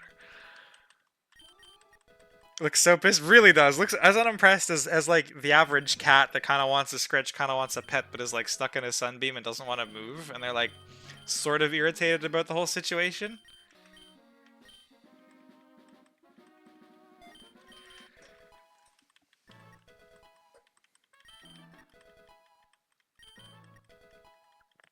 The Devil Horns, I think, also turned out really well in the sprite.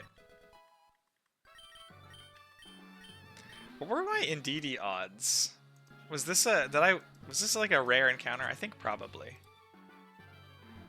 4% encounter. Oh man.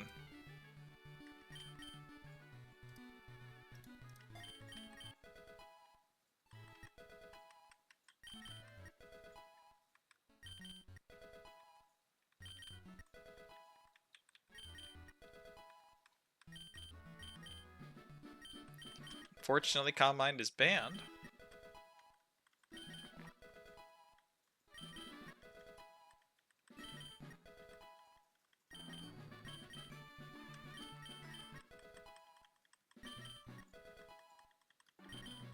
So we'll have to try to find a way with this to abuse like a reasonably fast Encore. I guess the reason that this mon is good is because it has Psychic Surge, and unfortunately we just this ability is not allowed for the hardcore Nuzlocke. So the mon's probably pretty legit normally, just not so much for me. And then the other one with Fake Out, I can totally see Fake Out, you know, Psychic Special while Entertain Liza being great.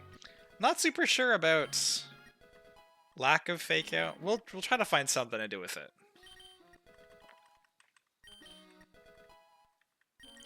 Great outside of this format? Yeah, I'd believe that. What do we have to work with here in this format? We have Encore. Aromatherapy is probably never going to come up. And we can't use Psychic Terrain. So I think it's probably just Encore. We don't get egg moves with this one. Psychic Shadow Ball. It gets grass coverage. It gets Drain Punch. It has no attack stat though, yeah. Doesn't get anything super weird. We can't use Trick Room. Mystical Fire is kind of sweet. I think it's mostly an Encore. Like the thing it has going for it is Encore, and it's like a reasonably fast Psychic attacker. Do I have any Psychic types? Maybe it's good for that. Yeah, okay. There's the use. My current fast Psychic type is Zen Headbutt Cinderace. There we go. It's not completely useless. One of them gets competitive, probably the better one. No, neither of these get competitive, I guess. Inner Focus and Untempo.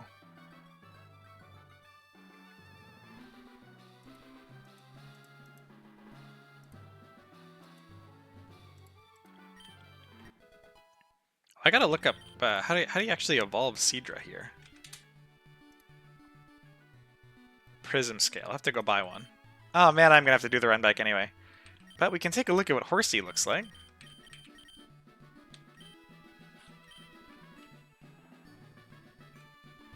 Very cute. I think that's a pretty excellent Horsey sprite.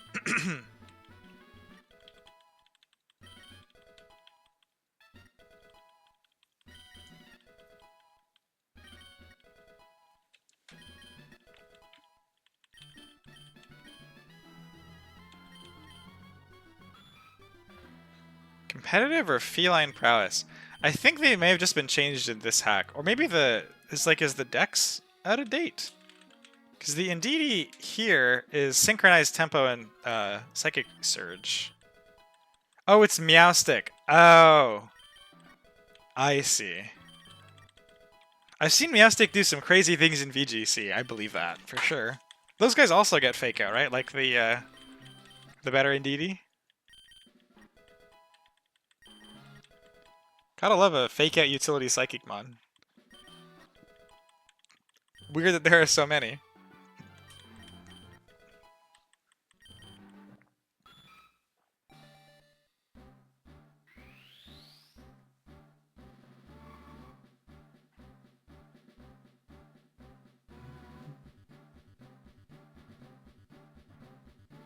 Better surge. Oh man, that sounds pretty sweet.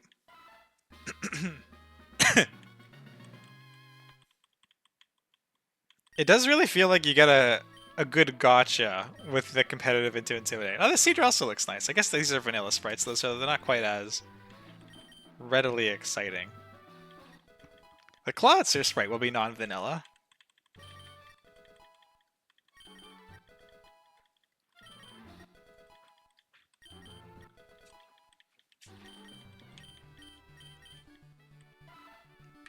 That move is banned.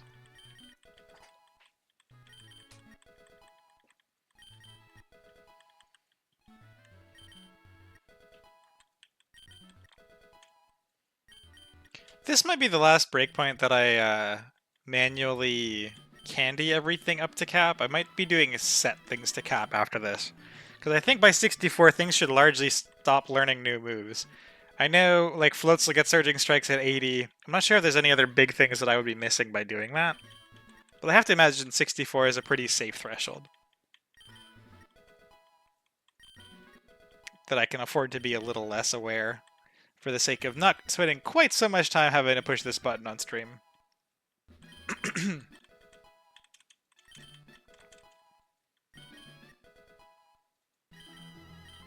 Dragon Dance. Unfortunate. Also banned. I wonder if Kingdra... Like, can my Kingdra 1v1 Wakes Kingdra? That'd be funny.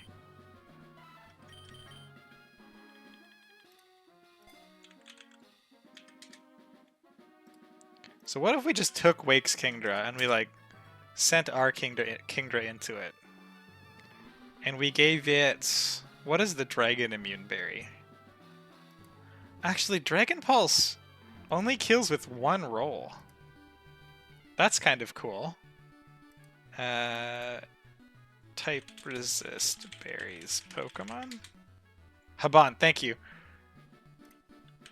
There's a 2012 Pokemon DB post that I usually use for this. This would be perfect, because it did see exactly that it gets a kill with Dragon Pulse.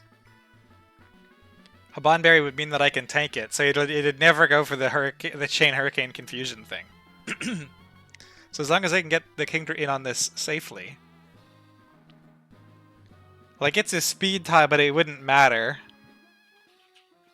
And I think I get Draco Meteor at some point, don't I? Draco? Wrong tab. Right at the end of the game. So if I get Draco Meteor... Because this obviously doesn't kill Wakes, because I'm not Life Orb, I'm Habanberry. If I happened to have Draco Meteor... there we go. So this might be the way to deal with Wakes Kingdra. Keep that in mind. I do want to make sure I do all the Sinnoh gym leaders. I want to have all of them checked off on my sheet. clear. Okay, so that's it for Cedra finally. Let's go do the Clawitzer so we can see what he looks like. Man, that sprite is terrific. Let's get him off of this thing, sort of the same color. He looks excellent. Really high quality. Nice job. This one's gonna be... You know what? We'll evolve it, and then I think I'll probably do a set level. What am I getting pinged for?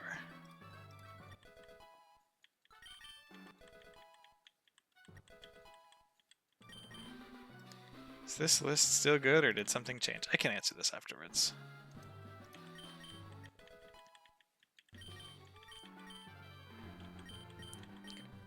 Clawitzer. Crap. Clawitzer. Level 34. Okay. So we'll candy it till it evolves, and then just do a set level. Actually, I think Ira said that I can do a set level and then candy it. Because if I'm only doing this like from nothing for a few mons, I can just look at those mons individually. Cap this mon.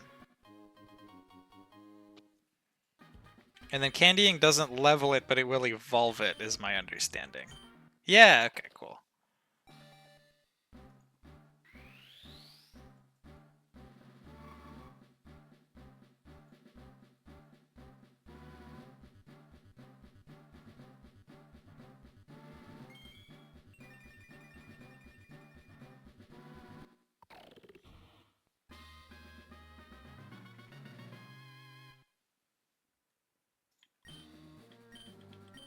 Aurasphere.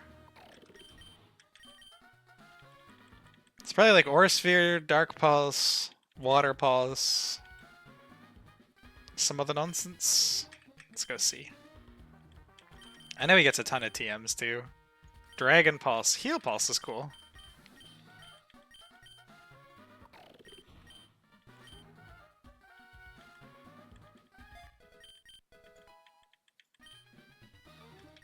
Although he will be stuck with Water Pulse as the main damaging move, I think. I mean, like, Surf with a Confused Chance is pretty sweet anyway. And I definitely like Aqua Jet too, so don't forget that he has it.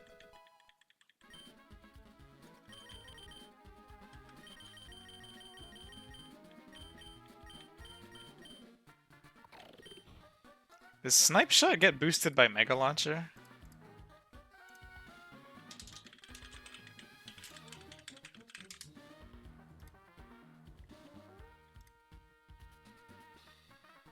Wow, there are not a lot of moves that get boosted by Mega Launcher. Surprised like Sludge Bomb doesn't or whatever. I guess that's like a bullet-proof move instead? Rather than an Aura or Pulse move. It literally needs the word Aura or Pulse. Okay, sure.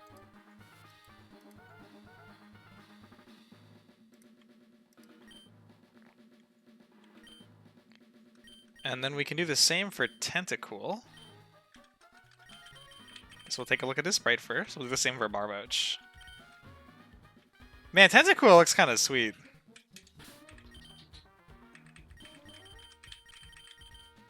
I definitely have never seen a Barboach follower either. Oh, he's upright! I was not expecting that. Oh, he looks cute. He's got a nice face.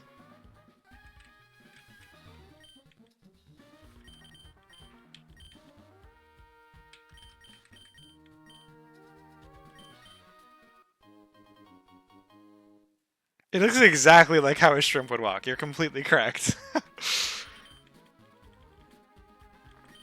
Nature, no. Set to cap.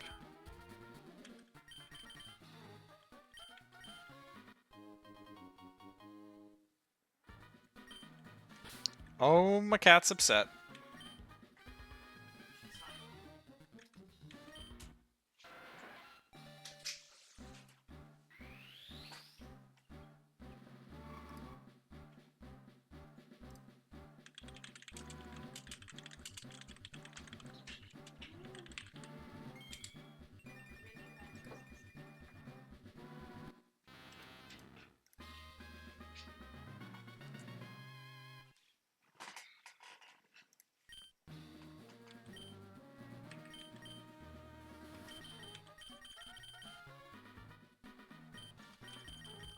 What do I want on this thing?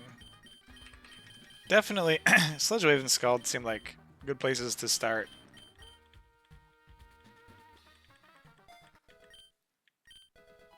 Oh, maybe. That'd be cool. Give it this and Scald. I'm not going to bother giving it the TMs now. I know it gets Ice Beam Giga Drain.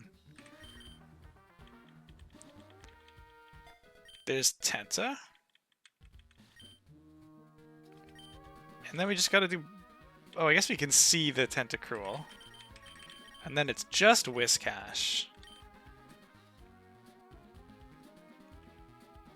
He definitely looks like a Tentacruel. I don't know what else to say about it.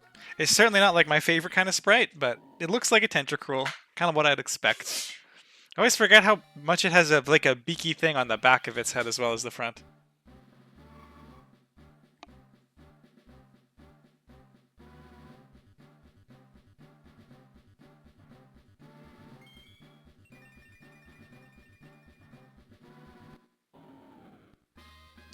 Looks like something's burning outside. Weird. Thrash on evolution. That's an odd choice.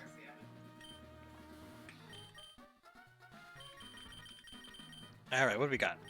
Zen Headbutt is nice. Whiscash is a physical attacker, right? Great typing. Oh yeah, Water Bubble. I forgot. This one's kind of hype. Huge attack stat. Slow, but that's okay. Like the idea... Water Bubble only buffs water type moves, though, right? Not also ground type moves. I mean, he's obviously still getting Earthquake. Don't think he gets priority.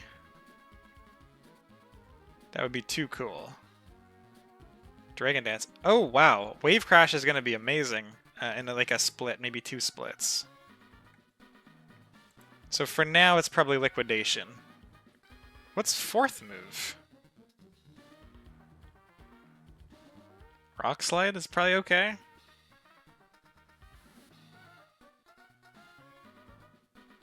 Rock Slide's probably okay. It's like the only thing that matters? Yeah, that's kind of what it looks like. This one I am going to put Liquidation on. Because it doesn't get it otherwise, and I will forget that it has access.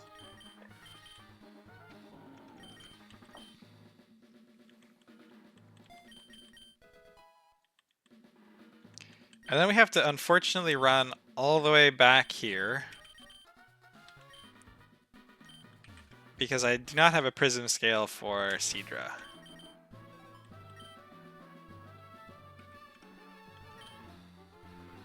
And once I get back to the nurse here, I will... Actually, I guess I still have to get everything else to 64, and then I will end the stream. That shouldn't take very long, though. Nope, we're noping out of that. We're not doing that Oricorio fight. Why am I going in there? It's the Mart. I think? Prism Scale? Yeah.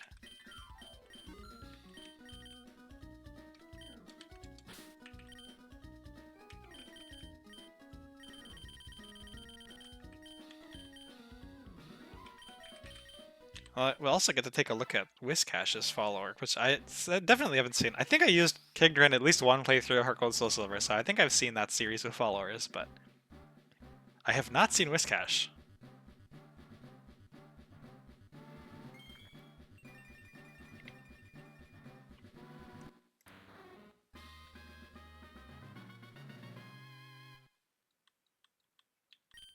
Maybe would have been worth taking a second to see if its moves get obliterated by a Stone Evo. No, that seems to still have everything. That's fine. This moveset's just kind of bad outside of TMs.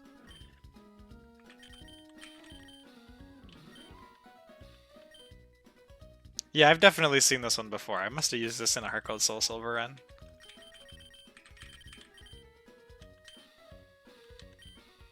Oh, Whiscash is cute. His whiskers are truly excellent.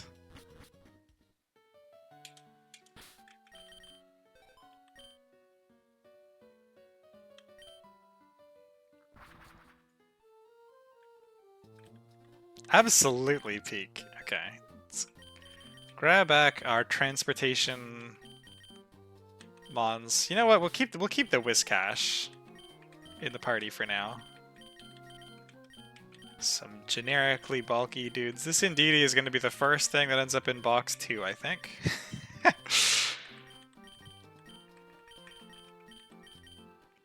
That's probably fine.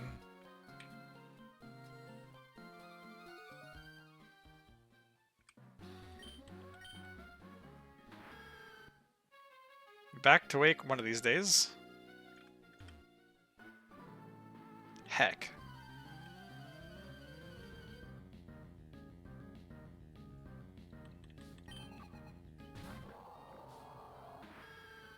It'd be cool if Whale Lord got Water Bubble.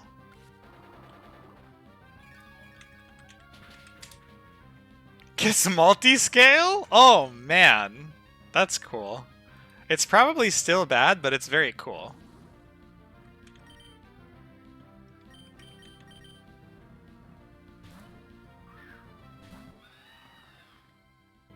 Noble Roar. Man, if only this actually did anything. Is he a physical attack? Oh, he's a special attacker. Just generic water type stuff, I guess.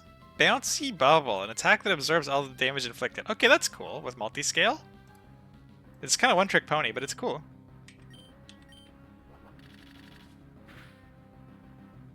Multi-scale Water Bubble Wailord. It's definitely neat. I don't know that I'm actually going to end up with a Wailord this playthrough, but it would be cool if I did. I'm not sure that it did see very much use by that, because I don't think I get another shot at one until the other side of Lily Cove, and the game is getting really late by then. Oh no! That's definitely a dead Corviknight. Yep.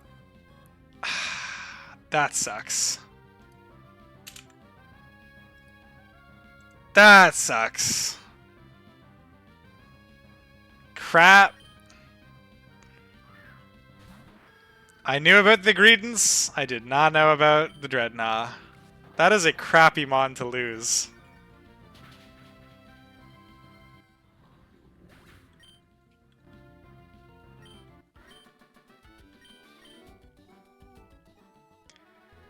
Dang it! I started doing that, and I stopped doing that, and now I have regrets. That is a huge loss.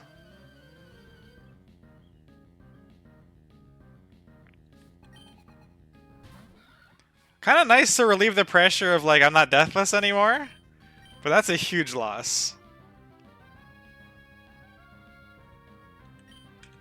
And I didn't even replace it on my squad into this.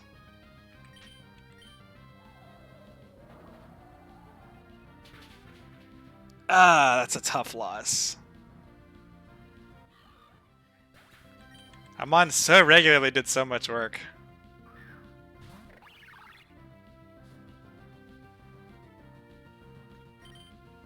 Really don't have a flying type switch. I guess Lantern.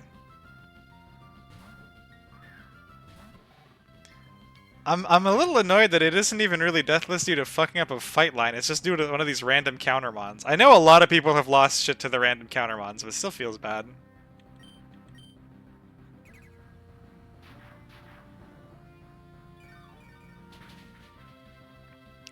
Bit of an unfortunate, like, the stream started off so well, the double went so perfectly, and then we get like the crappiest mon on the route into dead Corviknight. Rough ending.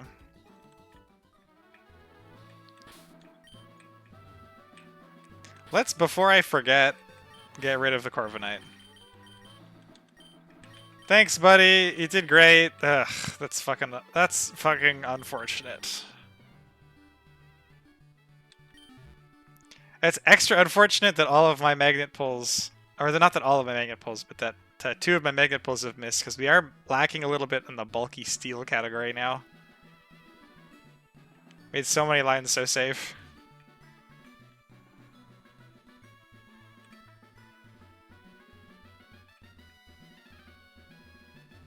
Is there a better box background to use for the dead box? Pokemon Center. There we go.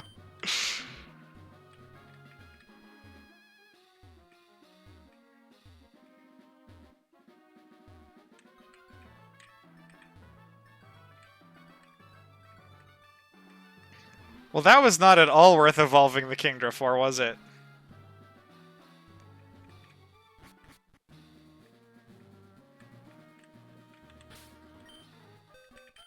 Alright, it's gotta get everything else back up to 64.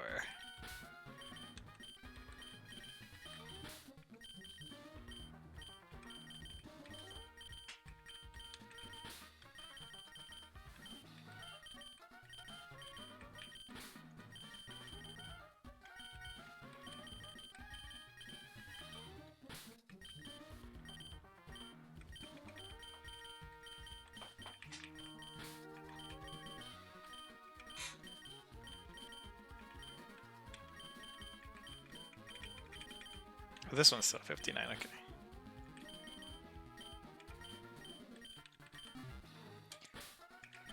I'm gonna beat myself up for that one for a little while, I think. Crap.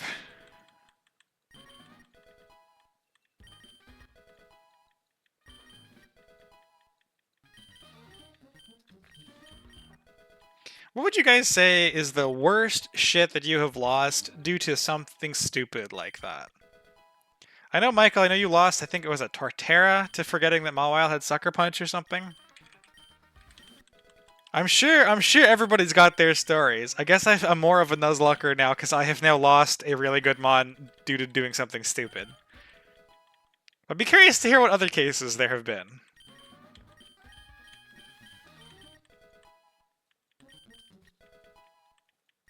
Let's just start it because I forgot Mawile had Sucker Punch. Yeah, that seems reasonable.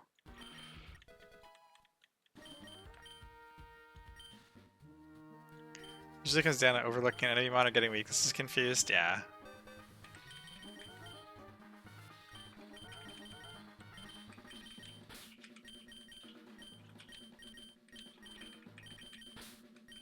Of all the mons I could have lost, I don't think Corviknight is the worst one, certainly. But it's definitely in, I think, probably the top quarter of mons that I have, and so losing it is I think significantly worse than average. But not, you know, it's not irreplaceable. Well, I guess it is specifically kind of irreplaceable, especially because Skarm is gone. But there are other mons that would have been worse to lose to stupidity.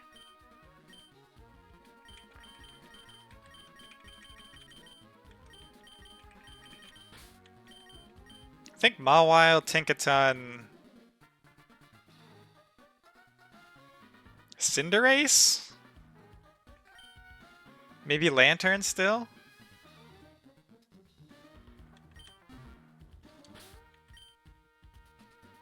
Yeah, definitely not the end of the world.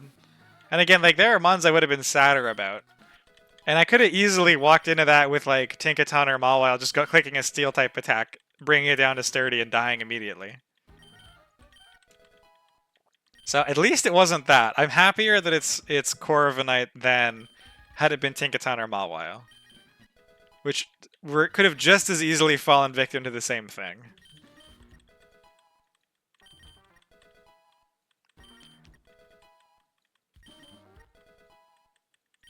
If I was always going to lose a mon to clicking into that counter mindlessly on the Dreadnought, it could have been worse. Not a lot worse, but it could have been worse.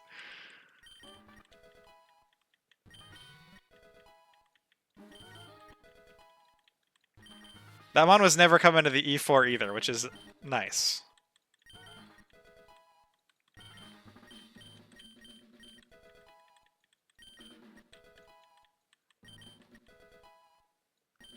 So the first Deathless EI run is still on the table for whoever wants to go for it. So 64 of these ones. So I think I'm the farthest back who's still doing an attempt at the moment.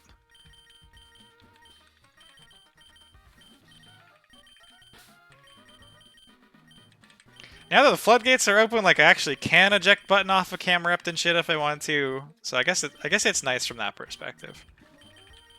The Corviknight did fuck all in the early game, but it was a really nice carry through the mid game. So it got us through Norman Gauntlet, and hopefully that's the nastiest slug for a little while. If we can get up through Winona. I know Winona isn't supposed to be that bad, although Corviknight probably would have been great into Winona. If we can get through Winona, I know we get access to a steel type from Reggie Steele's cave, which should hopefully help fill the void a little bit. I think it's Gambit, Revivroom, and Metagross? Oh, you get Wicked Blow Drapion now. That's really exciting.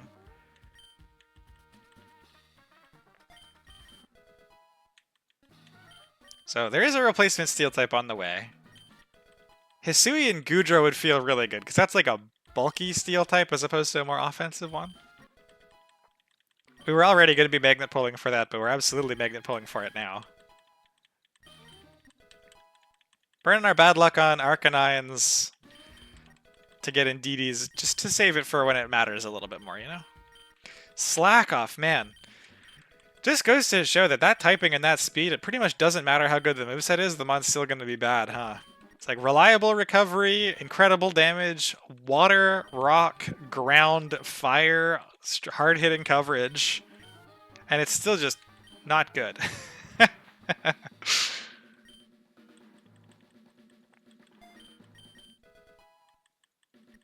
Don't force yourself to sack your magnet pull guy against the 119 rival. I'll do my best. I'll do my best.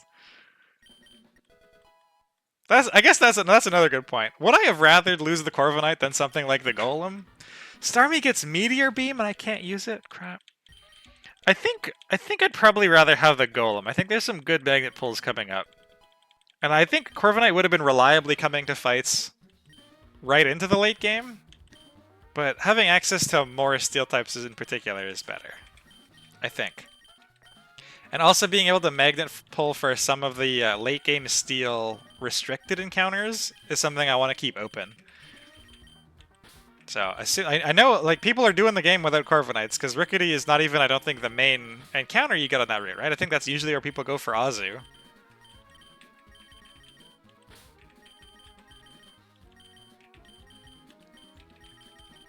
So I would rather have the magnet puller. Makes it softer less? Yeah. I have, I think, 3 Elite Four mons decided. Corviknight is just not that necessary when you're already bringing Mawile. Because the plan is to try to get Mawile more kills in the Elite Four than any other mon that has been in the Elite Four yet. Which means it has to beat the 18 kills that Matt's Lopunny got. That's the goal. And when you're trying to... Oh, this is already all done, except for Mudsdale. When you're trying to funnel 18 kills into the same mon, you don't need a lot of damage. What you need is very hyper-specific support.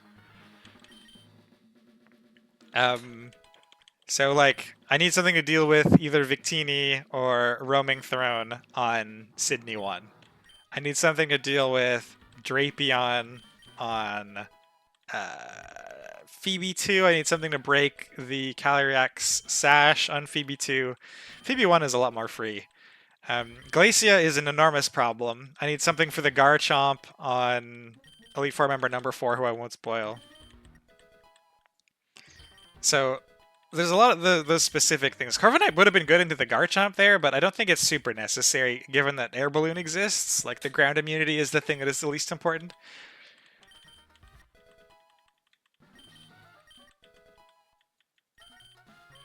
Like, it would have checked the Garchomp really well, but it was never really in contention to come.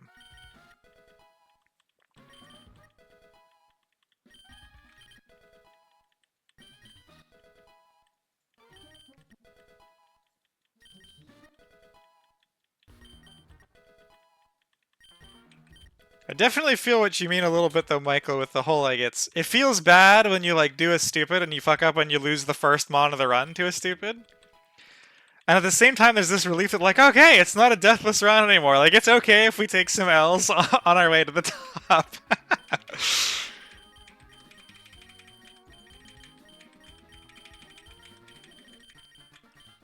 This is my first Nuzlocke death ever, given that this is obviously my first Nuzlocke run ever, so... Let's get this item back. I guess I probably have all the black belts I could ever want, but... Yeah, the PC doesn't heal in this game. I forgot about that. So he stays dead and we stay legal. Good night, sweet tiny. Alright. This one box slot open is really awkward. It's not like we're spilling into the second page. You don't really notice it. It's like there's a gap where this Corviknight used to be.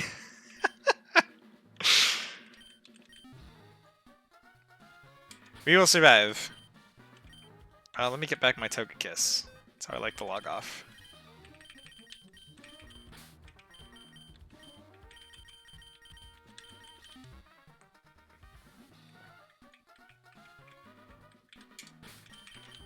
And next time, I will probably try to do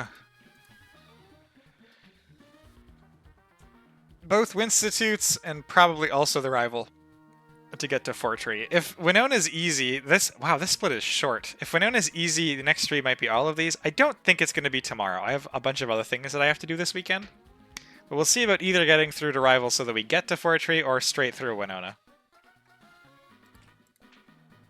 And thank you guys as always for watching. I'm going to take a second to figure out if there's anybody else doing EI that I could raid.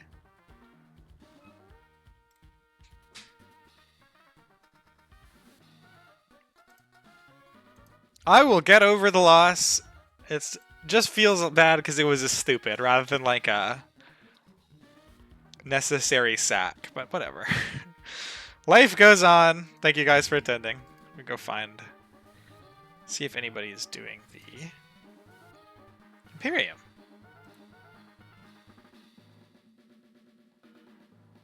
Nobody that I'm following is, which means I think nobody from the Discord is, probably.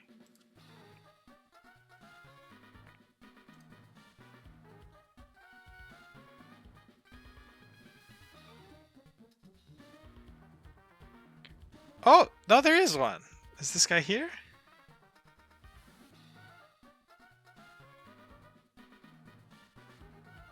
On Norman Split? Yeah, seems to be. Alright, we found another Emerald Imperium person, so we can all go show some support. They probably are in the Discord. Crap, I lost them. Where did they go? Here we go. Again, I'm not sure when exactly the raid kicks you up, but thank you all again for attending, and I will see you hopefully early this week.